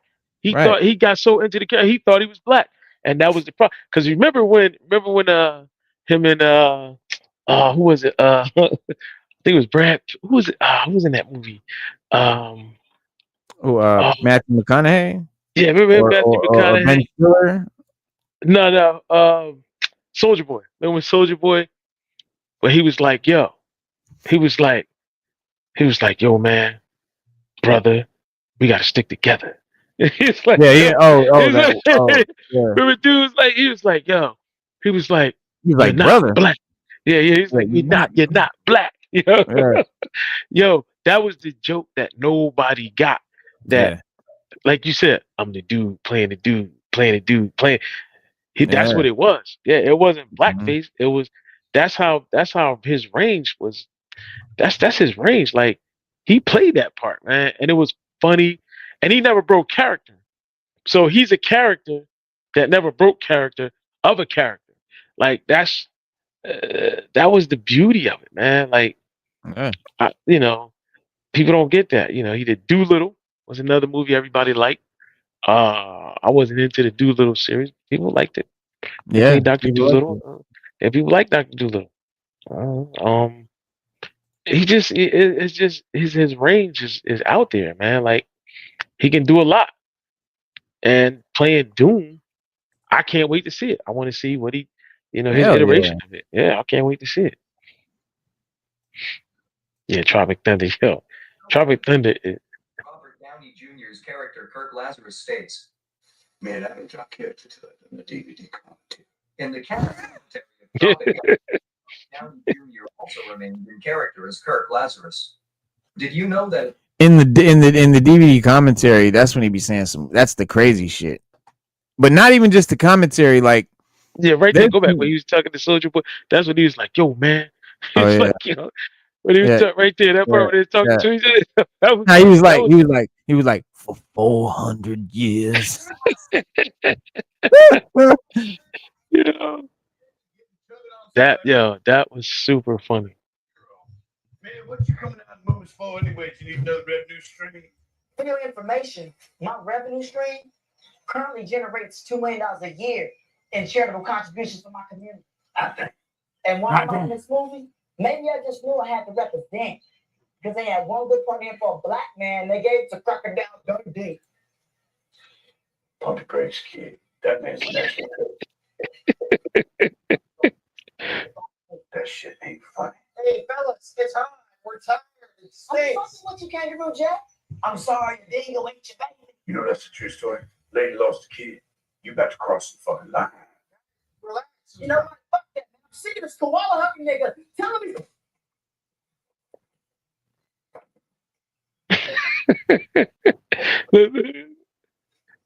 That word. Yeah. Took a whole lot of time just to get up there here. You know, we up in the big leagues. This fool start quoting Fred Sanford Jefferson. Jefferson's. Yeah, Jefferson. Yeah. Now Yeah. Fish don't fry in the kitchen. Beans don't burn on the grill. on the grill. Took Yeah. a whole lot of trying just to get up that hill. Bro, he said for 400 years that word has kept us down. Took a whole lot of trying just to get up that hill. Now we up in the big leagues, getting our turn it back. As long as we live, it's you and me, You and me, baby. Ain't That's nothing the wrong theme with that. song for the Jeffersons. Yeah. Song don't make it not true. Just because theme song don't make it not true. Yeah, a lot of people was trying to come at his neck like he was playing black, Yeah, but he wasn't. He was. Like people just didn't get it. I think they do now because they put it yeah. out there and they explain it. But when that came up, but I thought it was the funniest thing I had ever seen. I laughed and laughed and laughed and laughed and laughed when I seen that. I watched that movie about 100 times, bro. One seating that Jimmy Fallon in every organization wanted to give me. What did you say? I was doing a joke. I'm singing. We were singing these funny songs about who let the dogs out, and so we took "Who Let the Dogs Out" and put it in like a boat. It was he was talking about happened to be deaf. I'm gonna hit you right where you. I got the jokes are like all the way out there, and it's I got everybody in it, and we're all LeBron James, like whatever you go with it. I need you to play Mexican. He says, dude, here's the deal. Sure. Okay. When Here's the deal. Sure. Fuck it. Robert Downey Jr. just from All right. Thunder. Think about that. And it's sort of like this whole journey around these people. So it's dope. But it is some things where it's like, ooh, you can see there's gonna be some shit going on. Well, Robert Downey Jr. just from Tropic Thunder. Think about that. You can never do that anymore. You can't have blackface anymore. Yeah, you know what? I'll say this. People have to understand where it comes from. There are real people out there that really mean you harm. Like outside of us. I mean, there's some real people who really don't fucking like you. Whatever you are, whether you're black, you're white, you're straight, you're gay, whatever it is. There's some people who really don't like. We're the entertainment. And it's easy, we're easy targets. We're easy. It's easy for you to jump on Robert Downey Jr. or Jamie Foxx or Joe because it's easy. You know, when it's real things, which, you know, whether it's politics or whatever, a lot of times we're not ready for that fight. But it's easy to sort of pick the comedian. I call Robert, I said, listen, I need you to play Mexican. He says, dude, here's the deal. Sure, fuck it. Sure, why not? Fuck it, sure, of course. Mexican, whatever. But then he texts back and said, I'm nervous to play the Mexican. I said, well, shit, you played the black dude. You killed that shit. We're just all, you know, we got to be able to do characters. What kind of blowback did you get from playing the black dude? None. Because we fucked with him. Before The Wire, too, though. It was like, what year was Tropic Thunder? I feel like that was like 10 years ago. It was wild. But here's the thing. We fuck with Robert Downey Jr. Like, that's our guy. Right. Like, I did his birthday party.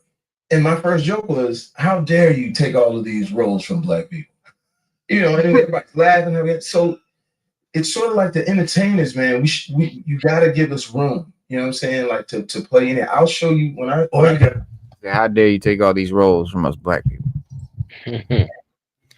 But yeah, that's like, because I remember seeing this, and I remember him saying that. He was like, yeah, nobody really gave a shit. Nobody tripped on him about it because, you know, we fuck with Robert Downey. That's true. And like I said, and we know it's coming from a place of pure, you know, of love. Pure, right. And it's comedy, man. Like, who said it? I was watching somebody the other day. I think it was Ari Spears, and he was like, it was a comedian. He was like, if we can't laugh at ourselves, then who can we laugh at? Like, yeah, and this comment right here, he says Robert Downey Jr. wasn't making fun of black people or appropriating blackness. He was making fun of insane method actors. Yeah, he was. That was the joke. Was it. Yeah, that was the joke. Yeah, that's what it was about. And that wasn't blackface. That was just a dude playing a dude disguised as another dude. Yep. And he never broke character, and it was funny. And that's what made it funny, that the dude was so into it, he never broke character. Yeah. And he believed it. Like, he literally believed. But there would be times when he'd be like, oh, damn, I'm playing it. And then he would go back into it. And you could see it, the way he played it. Like, you know, like, oh, damn. Like, oh yeah, let me get back in the character. Like, it'd be times when he slip up a little bit, but that was on purpose. That was on purpose. That's right. That's the method act. He's an actor. Yeah. So that was ingenious, man. That was, whoever thought of that and how he played that was genius. Well, are y'all ready to check out this Batman #1? I want to, but I gotta get ready to break out. Damn. You gotta break out. Yeah. It's 8:30. I gotta. Well, I'm gonna read. I've hung on, but I'll be in the chat though. I'm gonna jump in the chat. We're gonna do this. So let's get it popping. I'll be in the chat. Is this the one they canceled? Is this the one that? Oh no, this ain't the one that got canceled, right? Or well, that Red Hood ad there is, yeah. Okay. But that's read that ad. I wanted to read that Red Hood joint, man. I know. But there's Batman. Look, that's the new design. That's dope. I love it. Gray and blue. Yeah, and you know McFarlane's gonna put that out. He's gonna put that Batman. But his figures are kind of expensive right now. I gotta be able to walk into a store and buy them. I can't. And you can't. And you can't sell a figure for that much, and it's got pins in the joints now. Come on. Yeah, you can't. Black ass construction. Yeah, I'm waiting for Mattel to get DC. That's when I think it's gonna hit. I hope Mattel comes out with a 6-inch DC line, because this 7-inch bullshit Todd McFarlane is doing is stupid. Why are you doing 7 inches when all the figures in the industry are 6 inches? You know it makes the shelf look fucked up. We can't put them together. It's a dumb idea. There's no other 7-inch figures. Like what are you? Who is that? I don't get like the science behind it or the reasoning behind it. Like, do you think that I can get more details in the 7-inch? Well, you don't. He's always done different.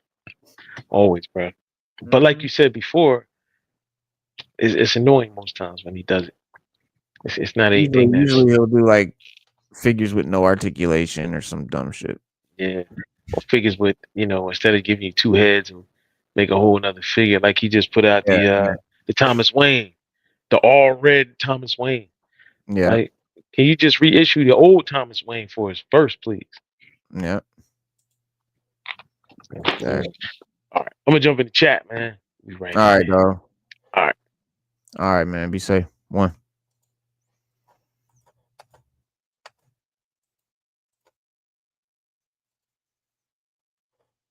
Hang on. Why is it not doing it right? Do it. Do it. Do it. Do it. Do it. Do it. Oh, bitch. No. What the fuck are you doing?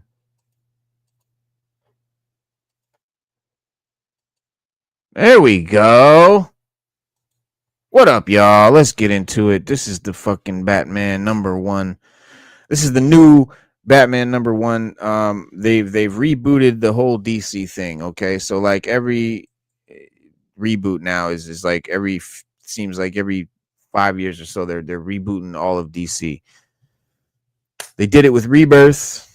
No, they did New 52, then they did Rebirth. Now they're doing this one. So this is another like New 52 Rebirth reboot thing that is just sort of becoming like a gimmick in the industry anymore. But because the first DC went for 70 years, and then they did New 52. And that was supposed to be this revamping, and then this is it now.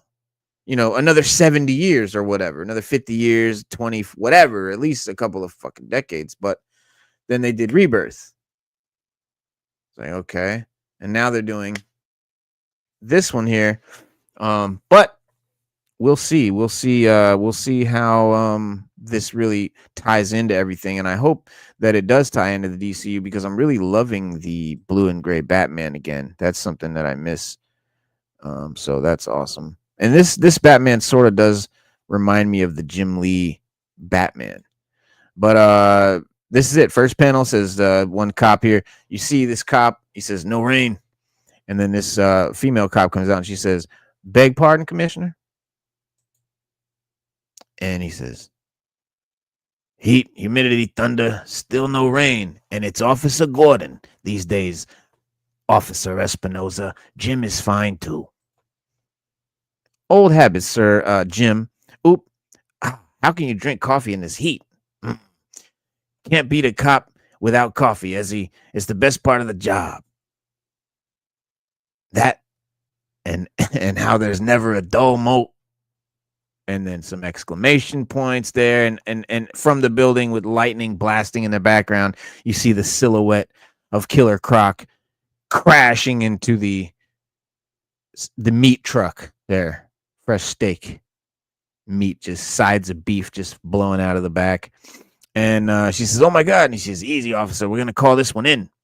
And you just see, oh, wait, go back. You see Killer Croc there on the right. That's him just like eating a side of beef. And she says, "Call this one in." He says, "That's right. Work as a cop in this town long enough and you'll learn. Always call for backup." And here's Batman. He says, "Getting pretty tired of this." And there's the design. He's got this cool gray with the bright blue and the yellow belt. Very classic. And again, a very Jim Lee sort of cut to his jib. I dig it. And she says, "We're shocked as you, Batman. Waylon Jones self-reported for treatment and could have left anytime he wished. This containment unit was built to withstand a bomb blast." "You're new here, Doctor." "Oh, you're new here, Doctor. Killer Croc hasn't been Waylon Jones for a long time.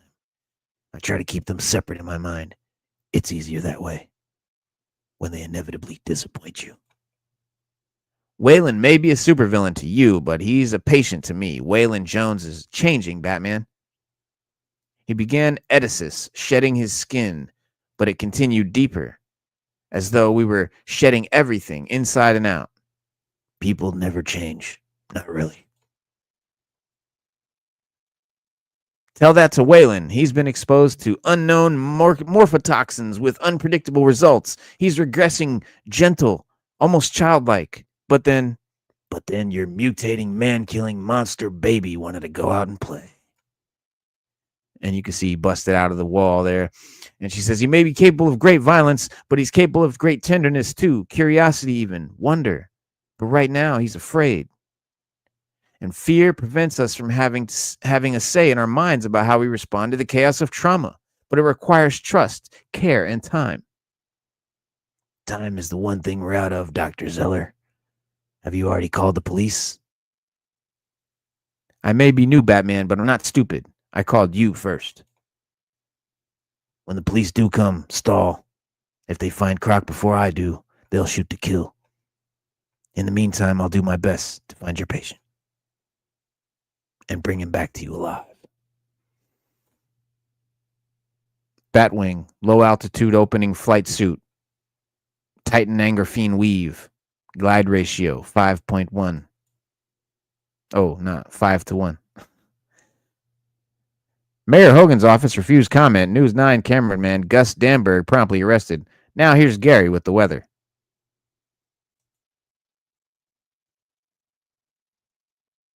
Eel safe and beautiful from the bedroom to the boardroom. The new LexCorp tactical bodice for her. He's a weird green gas coming up through the manhole covers in the streets outside my kid's school. Damn city has a ninja problem and no one is doing anything about these damned unregulated dojos. But if crime is really down, someone should tell all the criminals. As usual, Police Commissioner Vandal refused to come.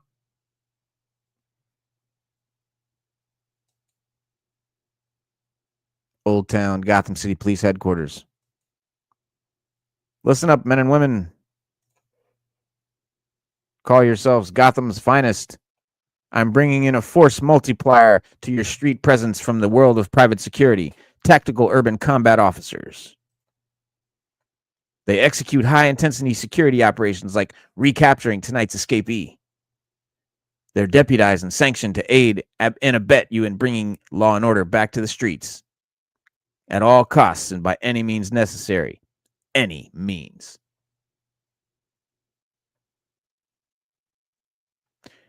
You are all up to radio in for Tuco backup. Oh, you're all to radio in for Tuco backup in the event of augmented criminal activities. You are not to engage, observe, and report only. They will be deployed to resolve matters immediately. Commissioner Savage, what do we do if we see, him? His time will come. The Batman can't outrun Gotham justice.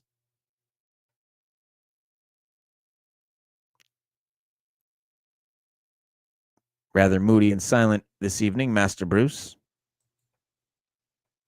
Oh, where, I wonder, are we going?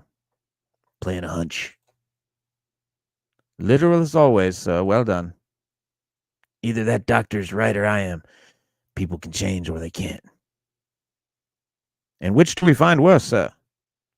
All cars reported 10:30 north, end of distribution, Robinson Park. To be continued. Robinson Park running North Side Trail. Hey, baby girl, come back. Snip, snip, snip. Donna, run! Hang on, hang on. Whoop, Donna. Oh, God, oh no, oh, come on, get up, get up. Snip, snip, girl, baby girl, hey, girl, hey, girl, hey, girl, hey, girl. Snip, snip, snip. Hey, baby girls, be a lot sexier if you smiled. Snip, snip. Oh, girl, oh, come on, guys. Cocoon. Ah.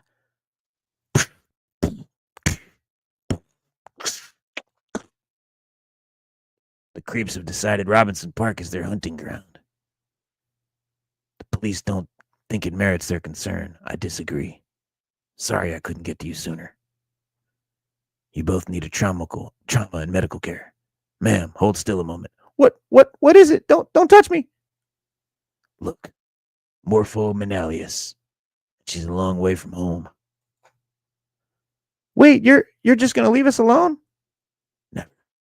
EMT arrives in 3 minutes. Until then, car, protect them.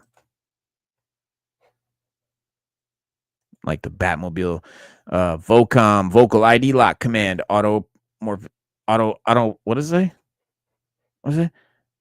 Autonomous operation. Okay, so the Batmobile is going to literally protect them. Bzzzt. Stay together. Robinson Park, Gotham Natural Museum, and stay in the light. Oh dear, what a mess. He's here. Trail of blood spatter leads from here to exhibit hall. It's Croc. You really are quite the detective, sir. How I miss that Pennyworth wit.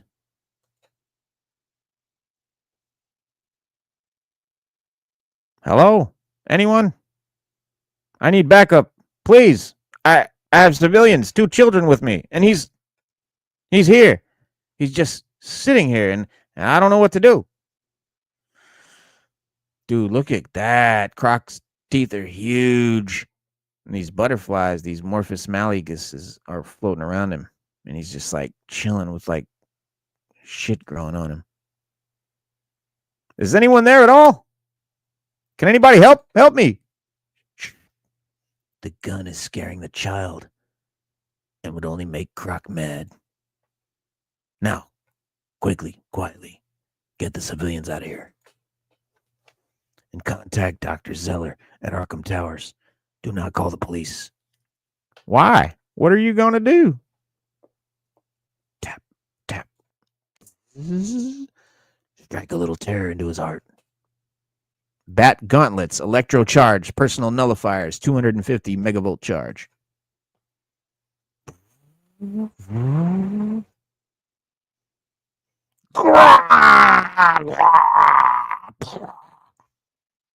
on, Croc. Let's get this over with.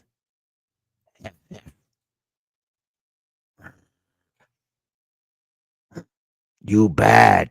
So go. Master Bruce, what if Dr. Zeller is correct? Some creatures do, in fact, change. What if some eternal cycle has begun within him again, even if this only for this moment? He's become something like a child. A child alone. In a terrible, violent world he cannot understand, drowning in fear. If it's as you say, no one ever really changes, Master Bruce, then surely you know how that feels. You know I know. Waylon, I used to have one of these in my house. Big house. Yeah. Yeah, it was. Oh, yeah, he's got the T-Rex. Remember the T-Rex from the Bat Cave? Yeah. Yeah, it was. You head new now. If you say so.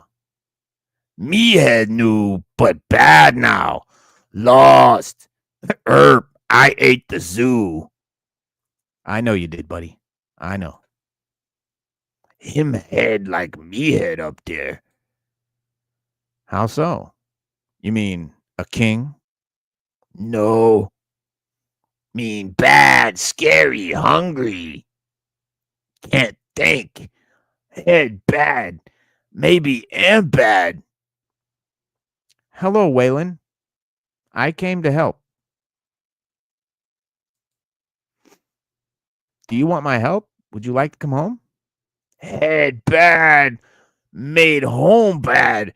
And bad. You made a choice, a bad choice, Waylon. Now you can make a good choice. Come home. Let me help you. Okay. Home now. She help. Who help you? My head is okay, Waylon. I don't need help. If you say so.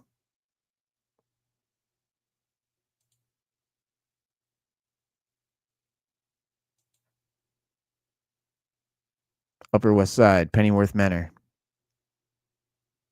Batman walking around doing shit in his cave. Some trophy. Hey there, boss. You got your ears on? Always. Oh, shit, this is Robin. Wait a minute. Let's read that in Robin's voice. Hey there, boss. You got your ears on? Always, Robin. It's an emergency frequency. Is there anybody on the police force we're friendly these days? Don't like the sound of that. Why? There's Robin. I think that's Red Robin. Yeah, I don't know which Robin that's going to be. Here in the dark, in the moments before it begins, he tells himself it's just another fight. A brawl like countless ones before. It's like Superman putting on some shit. Hell for this is everyone. For this one, everyone even got to bring gear, Kal-El thought. Kal-El brought the knuckles. Krang. Hang on, what the fuck is this? This is not part of the story. Hang on. Let me take this out because I think this is a sample of the next story, maybe. Okay. Yeah, it's like a preview. All right, let's check out the preview real quick.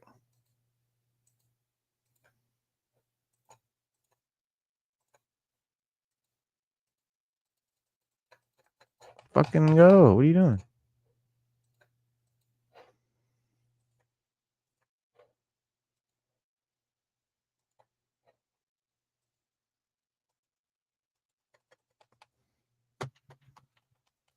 Wonder why it won't go no more.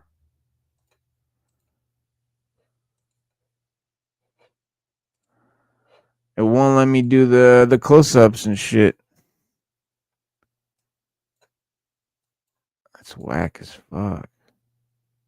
What?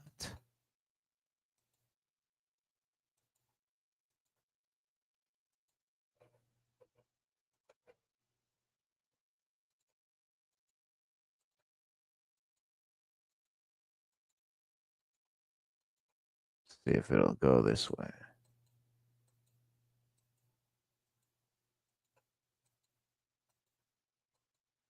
There we go. All right. KO, DC KO, DC KO #1 preview. So it's called KO, just the letter KO, and this is #1. And you see Superman like getting ready for like a fight, like he's getting ready to get in the cage. It says, here in the dark, in the moments before it begins, he tells himself it's just another fight. A brawl like countless ones before, and he's like putting on his gloves or wrapping his hands. He says, hell, for this one, everyone got to bring in their gear. Kal-El brought the knuckles. He forged them in the fortress years ago after returning from the dead. Knuckles with miniature suns raging inside, angry suns taken from empty universes. He thought about calling them Dawn's Day Knuckles, but Lois shut that down fast. And they do. They have little suns. They're like 4 little suns on each knuckle. Even so, with them, he's stronger, faster, ready to throw down. He's fought tougher fights than this, fought in other dimensions, other universes, fought gods, titans. What's one more fight? And then the doors open. What the? 2 spaces, 1, 2. Womp womp. Go back a row, Clark. Green is kryptonite. Kryptonite? Diana, seriously? I didn't make the rules. Oh, look, Batmobile boost. Go ahead, 3 spaces. Nice. Who made this thing? Give me the box. Marlone Entertainment. Bruce, never heard of it. Just play the game. I warned you, Clark. Doesn't like a game unless no one has to lose. Losing builds character. So does winning. Well, I, for one, am glad you invited us. Thanks, Lois. Of course. I just thought you never get to spend time together. I mean, when you're not saving the world. Thanks, Lo. I'm glad too. Me too. Nice bat plane power card. Move up 9 spaces. It's all right. Why don't we eat? Food's still cooking. Nice try, though. You just need a strategy, Clark. The whole game is a strategy. Or you could stop arguing and play hard. Watch and learn. 12. Move up 1 row. They play on, and as they do, they talk as friends, family, not colleagues or heroes. They talk about their children, Jonathan, Damien, Elizabeth. An hour later, the game is still not over, though they're all within a few spaces of the watchtower, the finish line. Diana is about to roll the winning roll when Lois says it. When Lois says it, guys, why is it so bright out? Dear God, what Clark sees on the window makes his blood run cold. Dark side. The hero's oldest and greatest foe, maybe the most familiar enemy they have. But this dark side has become something else, something more. He isn't just bigger, stronger, he's everything, universe of power given form. Everywhere he looks, the city becomes his. No, Clark thinks, not his. It becomes him. Clark can see it happening. Every practice, every molecule, every atom is of Darkseid. They charge him. Clark tells himself they've done this before and they've fought Uxas dozens of times. But wow, the fight is nothing like they've ever faced ever.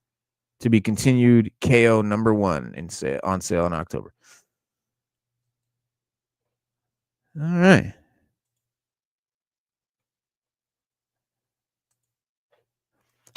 Well, that's it, children. What'd you think?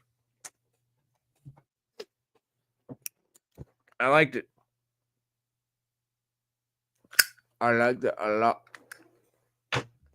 Yeah, I'm down. It's wasn't much to it. It was just I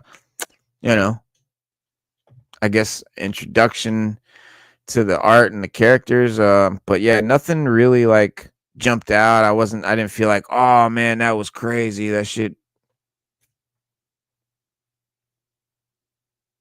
So hopefully it gets better. Which I'm sure it will. But that's all that's out on that right now. That is #1 of Batman from the new reboot of DC. And what else? Oh, Marvel is reporting several villains to be added to the Spider-Man 4 are emerging as the production takes place in the UK. Of all the Marvel heroes, Spider-Man is the one I think with the richest, the biggest rogues gallery. And several have already made their way to screen in all the Spider-Man movies and the Tom Holland movies and the Sony movies. But if recent reports are to be believed, that trend will continue in Spider-Man Brand New Day with several new and some familiar antagonists set to appear. But after Peter Parker and his fellow Spider-Men faced off, a plethora of villains from multiple universes in Spider-Man No Way Home, you had Green Goblin, you had Sandman, Doc Ock. But Spider-Man 4 is going to be branching out to new corners of the character's comic book gallery of rogues, his lore. We're gonna have John Bernthal's Punisher, which is crazy because we've never seen a Punisher in a Spider-Man movie, yet Punisher comes from a Spider-Man comic. Then we've got a new character played by Sadie Sink, star from Stranger Things. And while Marvel Studios has refrained from confirming any information about the plot of this new movie or which villains will appear in it, there's an insider report from the insider guy, Daniel RPK, has pointed to some of the enemies that the web slinger will encounter in this next outing. The one of the big ones is Tombstone, which we've never seen before. Tombstone, aka Alonzo Lonnie Lincoln. Here, you know what? I've got a visual aid. There you go. There is old Tombstone right there. I got a great Tombstone figure too. One of the better figures that Marvel Legends has done in a while. Really great detail. Then you got Tombstone, aka Alonzo Lonnie Lincoln, is a notable crime boss operating in New York City, known for his hulking size, albino skin, and filed pointed teeth. He has been depicted as a villain for both Spider-Man and Daredevil, and even worked as for Kingpin at one point as one of his top hitmen. Tombstone has been seen in Spider-Man Media and Spider-Man Into the Spider-Verse and Spider-Man Game on PS5. The villain also appeared in Your Friendly Neighborhood Spider-Man, but this will be his MCU debut. Tarantula is a villain moniker. Now these are characters we've never seen in any movies. As far as I'm Tombstone, I don't fucking remember in any movie. What'd they say?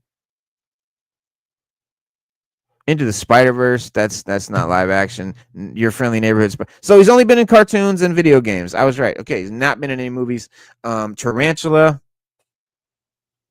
So he's and Tarantula, there's been a few different tarantulas. So like which one's it gonna be? Let's see. Tarantula is a villain moniker held by several people in Marvel Comics, most notably Anton Miguel Rodriguez, who initially appeared in Amazing Spider-Man number 134. Tarantula is introduced as a revolutionary from the fictional nation of Delvadia, before he moves to the U.S. and begins a life of crime, becoming a frequent opponent of Spider-Man. His suit is built with razor-sharp retractable spikes that can inject harmful drugs and poisons into his enemies. Notably, in the comics, Tarantula has a run-in with Spider-Man and the Punisher, which could be replicated on screen. So there you go. Tarantula and Punisher and Spider-Man have all been in a comic together, and now they're going to be in a movie together. And we're definitely on the comic accuracy is important era now in the film industry. Hollywood is learning that you can't just make shit up with this stuff. You have to stick to the shit that people are very passionate about and have been fans of for many decades. You can't just make up your own thing. You can't change it how you like. You have to be accurate. That's been proven, and I think they're starting to learn. We see that. We saw it in Deadpool Wolverine, which a lot of people chalked up to it's Deadpool. But then Fantastic Four was very comic booky. Even though, yes, they had a female Silver Surfer and all the Fantastic Four had sort of different personalities. But for the most part, their powers and the way Galactus looked and everything, and it was just great. And it was very like it was like a comic book, even though it wasn't from a specific comic book. So it shows me that they're kind of learning, I guess. And then we see, more evolution with that. With the Avengers Doomsday movie, where we see God Emperor Doom ripping Thanos's spine and skull out, like from the comics. We see that in their MCU marketing ads, so we can assume that they'll probably do some post. I would love to see. I would love to see the beginning of Avengers Doomsday starts off with a pan in space, and we zoom in on Thanos and Doctor Doom RGJ from the 828, and this is Thanos from that universe, not the Thanos from 616 that's already been defeated, but the Thanos from his universe. And he's there, and they're having their conversation like they do in Secret Wars, and he rips his fucking spine out like he does in Secret Wars. And that's how it starts, just to let you know this is who this guy is, right? You thought Thanos was bad. This is Doctor Doom. This guy rips Thanos' fucking spine out with his hands, right? That's who we're talking about. So that, I think, would be a great way to like set it up. But wishful thinking. We'll see how that rolls out. Now, Boomerang. This is a villain that I never thought we'd see. I don't think we should see. I think they could easily have picked someone better. But if you're a fan, sorry. I guess if you're an Australian, you're a fan. Boomerang is an Australian. It's okay. Boomerang is another Spider-Man villain who is new to the MCU and may finally get some screen time in Spider-Man Brand New Day. The villain has often been left outside of Spider-Man media for good reason, with a variant of the character notably scrapped from Spider-Man Across the Spider-Verse. In the comics, Boomerang Frederick Myers is an Australian ex-baseball player who is outfitted with special weaponry by the Secret Empire. He has a long rivalry with Spider-Man and has also been a villain for Shang-Chi, Daredevil, and Black Widow. I would much prefer to see him in a Daredevil show or even a Shang-Chi something than a Spider-Man movie. Spider-Man has way too many villains that we need still. All right, Scorpion. has been teased a couple times now, and they keep selling us the dream. So we'll see. One of the returning villains faces we see Spider-Man 4, Michael Mondo, which if it's Michael Mondo, that'd be really cool because Michael Mando's really kind of been already kind of played the character and stuff, and he's well known from like Better Call Saul and shit like that. So it would be good. Max Gargan, aka Scorpion, says Gargan was introduced briefly in Spider-Man Homecoming in a post-credits scene where he pressed Adrian Toone's Vulture to reveal Spider-Man's identity. The villain may finally get his desire in Spider-Man Brand New Day, with Mando expected to return as Spidey's long outstanding villain Scorpion. Rumors suggest the character may even don his famed green Scorpion suit, which features a deadly cybernetic tail. Now, let me tell you something. This would be proof that Marvel has learned their lesson and that they need to stick to comic accuracy. If they give us some fucking mech suit Scorpion or some, mechanical thing or some machine, just some bullshit, then I'm gonna fucking just be pissed. Okay, but this is what I'm talking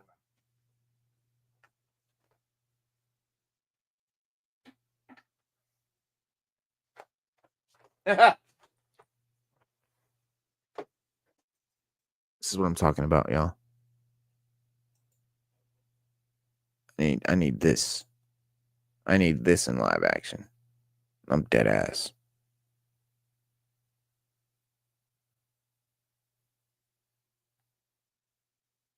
I mean, we need real comic book villains.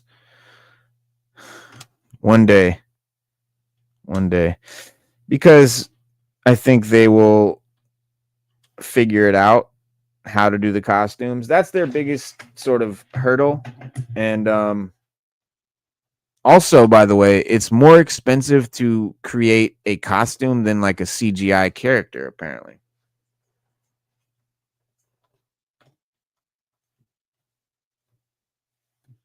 So that's another big thing, it's expensive as shit, number one, and getting those spandex skin tight suits to look cool on a human body is also very difficult because human bodies don't look like comic book characters.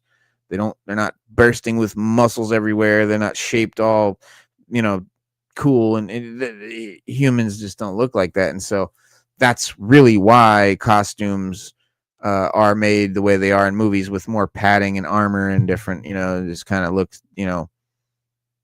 not like a skin tight spandex suit, obviously, which works in comics because you can draw every single riblet and muscle and all this shit then and just make it look really cool. But no, we've seen how spandex suits look on humans. It's not cool. It doesn't look cool. So they end up looking cheap and crappy. So yes, that is why live action suits are not like comic book accuracy. Punisher, for example, is a big one. Like you can't just give him a skin tight suit with white boots. It's not going to look right. You got to give him baggy, you got to give him some cargo pants or something like that. You got to give him some tactical pants and shit like that. But we'll see how it goes. I think Scorpion is a big ask to get that green Scorpion suit, but I'm still asking. All right. The next villain supposed to be in Spider-Man 4 is Ramrod. Pause. Another villain inside listed in the report is Ramrod, half man, half cyborg. Guys, what's a half cyborg?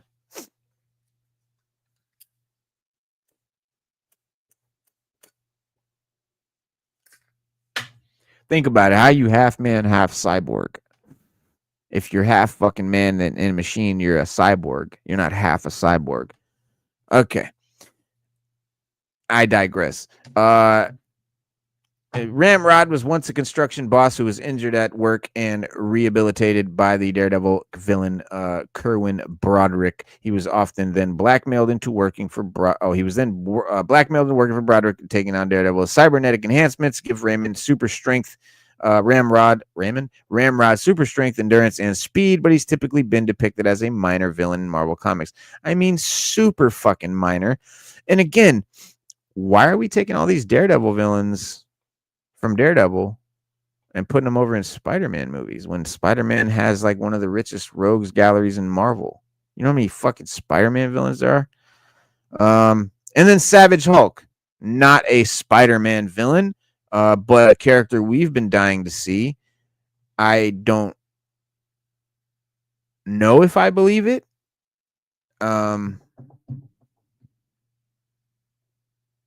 We'll see. It says it's long been rumored that Spider-Man will encounter one of his Avengers teammates in Spider-Man Brand New Day, with Mark Ruffalo rumored to return as Bruce Banner Hulk. However, Ruffalo will reportedly return as Savage Hulk, aka the primal rage-fueled form that Banner has no control over, rather than the Professor Hulk persona he perfected in Avengers Endgame and destroyed in She-Hulk. While Spider-Man and Hulk may have fought side by side multiple times, both in Marvel Comics and on screen, Spider-Man film reportedly see them at odds, which we've seen Hulk at odds with pretty much any Marvel character, because Hulk is generally, when he's Savage Hulk anyway, he's always a problem. He's rarely the solution to anything. He's always a problem that they're dealing with.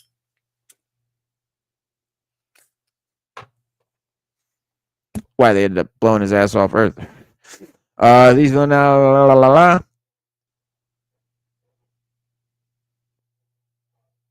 Martin Lee, aka Mr. Negative, has been a popular choice for the fourth Spider-Man movie's villain. The gangster and frequent Spider-Man villain is known for his dark force and light force powers, which result in Lee's two distinct personas. Mr. Negative's name has been thrown around in several rumors for Spider-Man 4, but scooper Alex Perez recently debunked theories that the character would be included in the new film.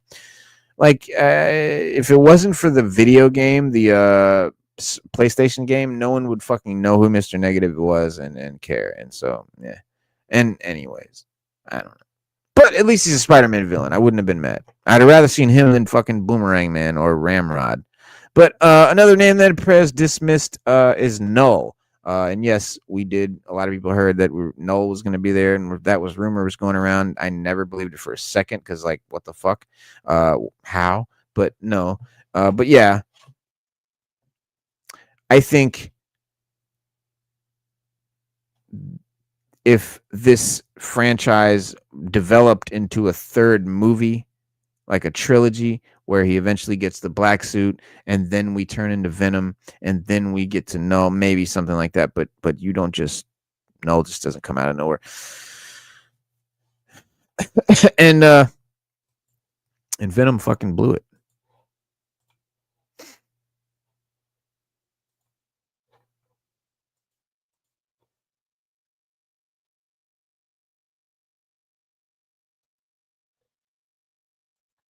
That's it. All right. So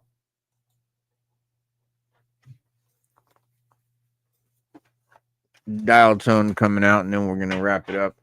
I gotta see this guy over here. I've been waiting a year for this guy.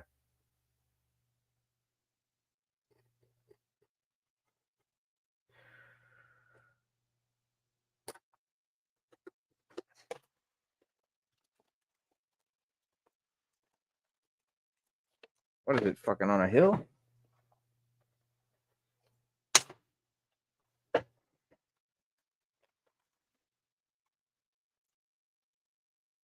Box art looking like Jack Flack. I always liked Dial Tone because I always thought he looked like Jack Flack.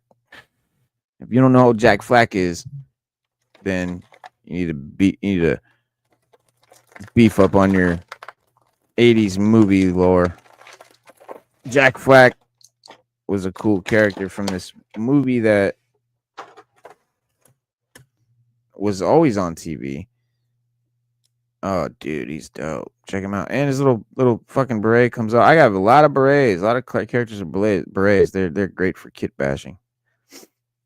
All right, here he goes. He's got his whole get up, man. Check him out.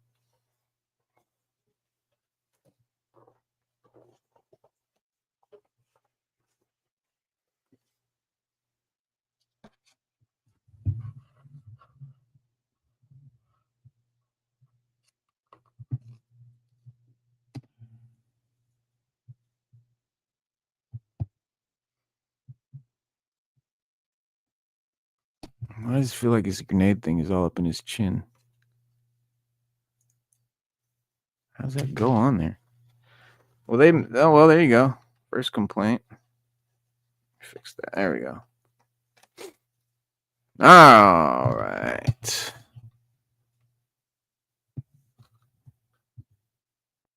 Focus, bitch.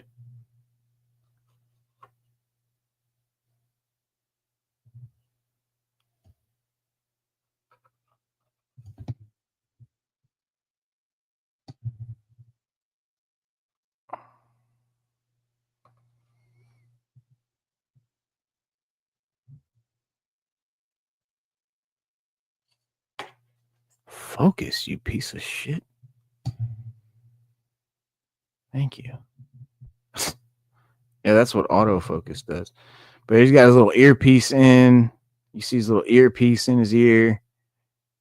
Lots of detail. He's got his walkie-talkie on his hip there, on his thigh. Cool bracelet thing with some shit on it. Dude, fucking stop with the camera, dude. Yeah, but he's cool. Comes with a bunch of shit, as you'd expect.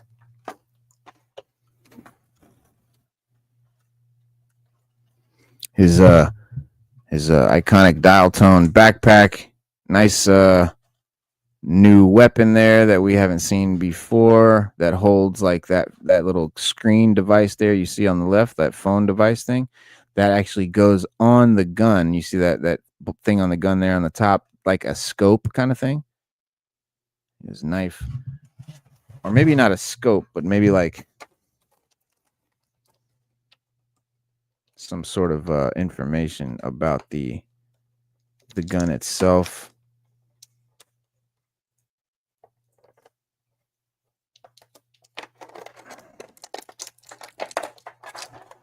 But it's cool because it's a new weapon that we haven't seen with any other figures, at least any other figures that are main characters anyway, because I don't collect any figures that are not main characters. So as far as I know, first time we've seen this gun.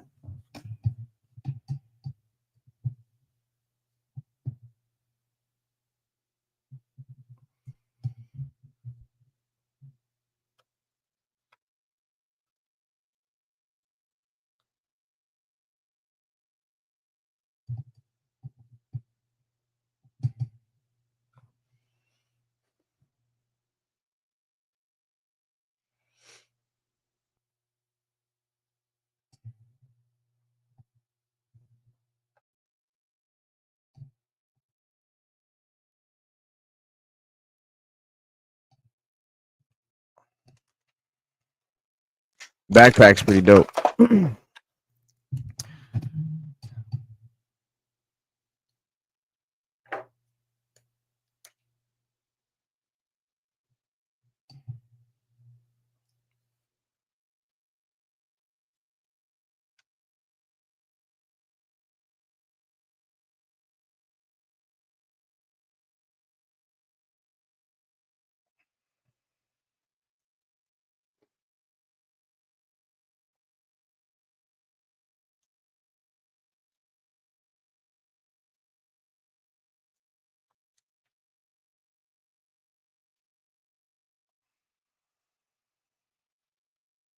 What, they make the hole too small?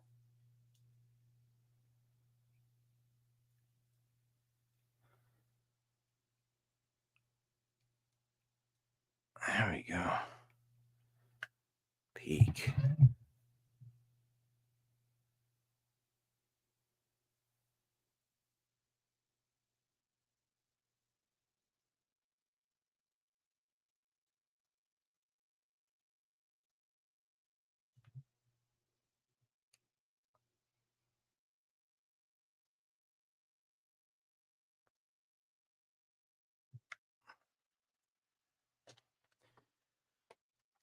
And then he's got his little,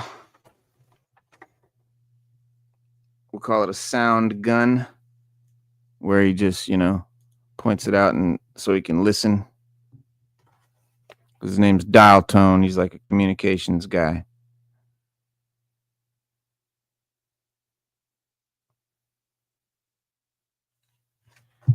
I'm super glad to finally get dial tone, boy. I tell you. I mean, if you guys collect classified, you know what it's been. Many of you still don't have dial tone. If you ordered from Hasbro Pulse, Big Bad Toy Store, Amazon, or any of the other places, the only one that's delivered or shipped dial tone since the original release a year ago is Entertainment Earth. So if you want to be able to go buy one right now, I believe there's some still available. I'm not sure if there's still any, but Entertainment Earth has shipped dial tone. Big Bad Toy Store just went to charge my card tonight, but I canceled it because I forgot to cancel it. But yeah, that's what you got to do. You have to order them, sadly, because the way that they just are completely fucked. But this is cool. This backpack, by the way, I'm just fucking with it. It's got little knobs on it and stuff, and they like turn and stuff. It's got a lot of little gadgetry. I don't know. It's just it's a really cool thing. And then of course that little backpack, that little laptop that comes down is just wicked cool, and little detail all inside there. A couple of boards, really neat. And then you can stick. There's something on the side here. Where's that gun piece? So you got the gun, and then if you want to take the little screen phone thing off the gun and pop it in there, you can sit in there for storage. But I think he's pretty cool. I definitely am happy with it. It's well worth the wait. I would have really been pissed if he came with like pin joints or some nonsense, but it's almost like he just came out too. It's really, I mean, the quality of this figure is definitely reminiscent of the newer figures that are coming out now. I mean, it's definitely of the new quality wave, which Classified's been getting better steadily. And it was already the best. Like it's easily the best line out there. I don't care what you say. If you collect 6-inch figure lines, it's the best line for the money out there, period. And that's including Mayfex and Mezco and all the other silly shit. I don't fuck with Mezco, first of all. I don't want doll clothes on my figures. These are action figures. They're not dolls. I don't need fucking doll clothes. That turns me off about the Mezcos. Because honestly, a lot of them look like doll clothes. They just don't look great. And then Mayfex is cool. Mayfex has a really great quality of construction, but their accessories are butt. Their detail is minimal at best. And for my money, I don't know. I prefer the way the new Marvel Legends even look. But even amongst all of those, hands down, far and away, G.I. Joe Classified are the best figures out there. They have the most detail, the most accessories, the most. I mean, bro. Oh, cool. He's got a little. That little case right there, like a little case right there where you would slide the device. The little device that goes on the gun. You can slide it right there in his case on his belt. As he's got the walkie. Come out. Probably. Bro. Oh, he's got a boot knife. Of course. No Joe is complete without a backpack and a boot knife.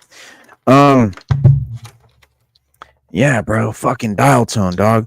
If he once we get mainframe, sci-fi, and wetsuit, that lineup right there, I think is really gonna be, for me, it's gonna make it feel whole.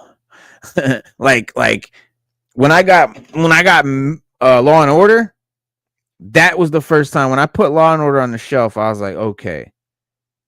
And I don't know what it was. It wasn't nothing about Law and Order specifically. It was just, I was like, okay, now I see. Now it looks like the lineup. Now it looks like, the Joes, the lineup that I've been waiting for. But I'm telling y'all, once dial tone was a big one for me as a kid. So dial tone was a big one to make it happen. And now he's finally here. Mainframe is another one. And then the wetsuit figure looks phenomenal, bro. That shit looks just like the original figure, which I was hoping for. And then sci-fi too. Sci-fi was one that I'm never a big fan of. Like I dropped out of Joe's 89, like somewhere towards the end of 89. I didn't even finish the 89 wave. I didn't get all the 89 figures. At 90, I did none. 90, I was completely out. Because that's when they started to get like all like fluorescent colors and shit. And that was the reason why sci-fi just didn't super appeal to me, just because of the fluorescent colors and everything. But now I need a sci-fi, bro. That's nostalgia. It's all about nostalgia. It's all about nostalgia. Fuck. Dalton is that dude. He's got a new beret. I can tell too, because there's been several figures with berets, and they've all been different berets, which is commendable as fuck, dog. Of course, I would assume that they would just keep giving you the same beret, but they don't. Every figure or character that has a beret, which again, there's got to be 5. I don't know. There's 4 at least, probably 5. They're all different. The only ones that have the same beret are Tiger Force Flint and regular Flint, which is the same figure with different paint, so that's okay. And it's a completely different color beret. The Tiger Force one's orange, so even it makes it different enough. Like every beret is cool. I don't know. It's just something I picked up. It's like something most people wouldn't even notice, but like that little things like that, bro. I'm telling you, make the line stand out. They do. They make the line way better than anything else out there right now. And yes, I'm biased. Yes, I'm a Joe fan. I'm a GI Joe head since 83 probably. But like, even if I wasn't, I couldn't deny the bro for your dude. You can stand these up to any other line out there right now easily, and they will beat. Dude, bro, look how I love this fucker.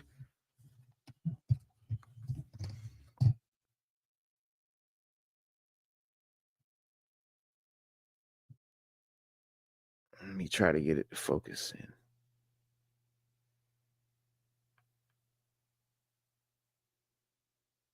Super well made. Great sculpt.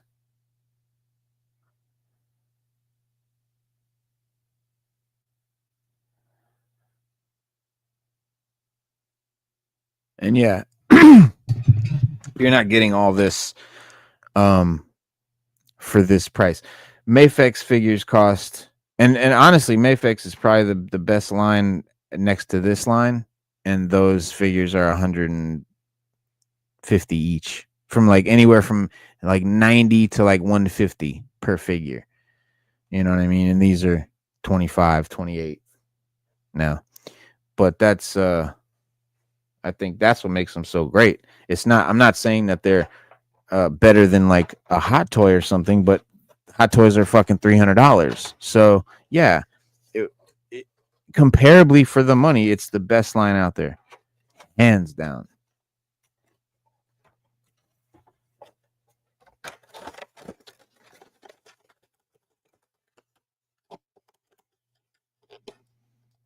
Dial tone is fucking here. Happy as fuck. Yo, having a raw talk, man. Thought he was rolling in here.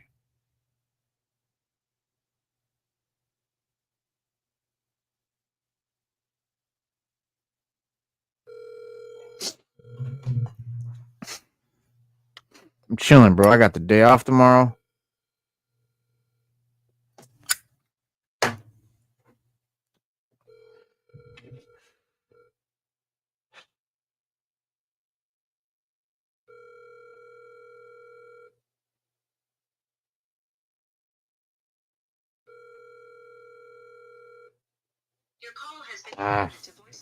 He must be asleep.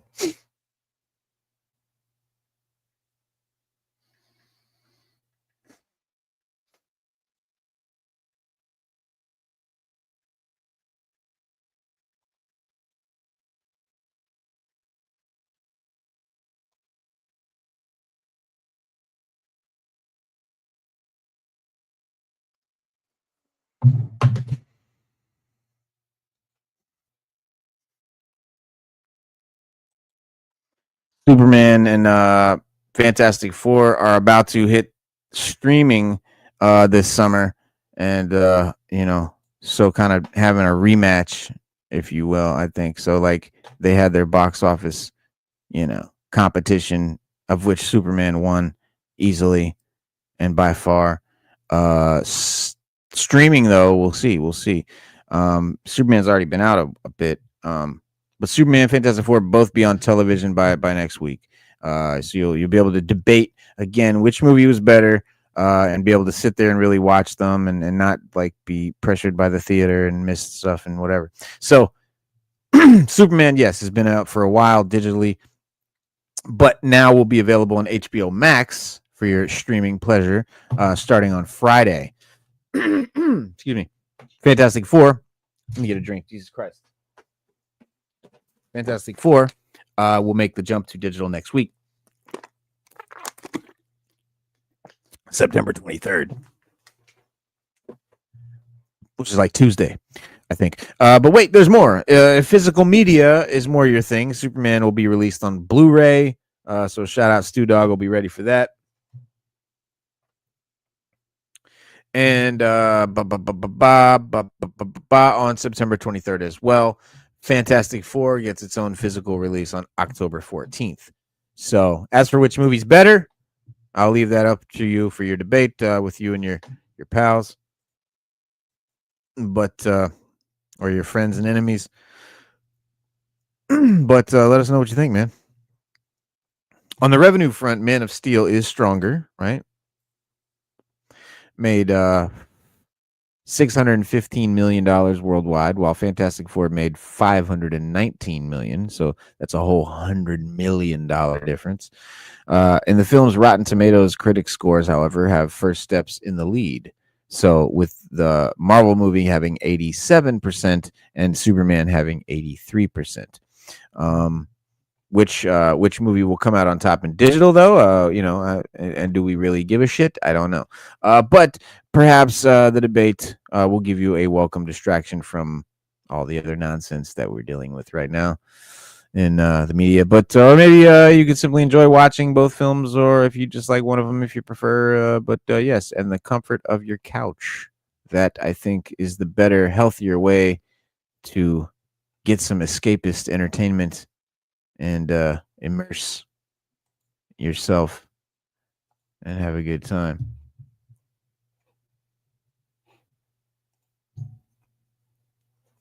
Well, kids, suppose that's it for the night. We'll see you guys back here Saturday. We do this every Wednesday and Saturday at 7 p.m. Eastern Standard Time. So be sure to lock us in, subscribe, hit that notification joint, and make sure you always remember what I always tell you. Be water, my friend.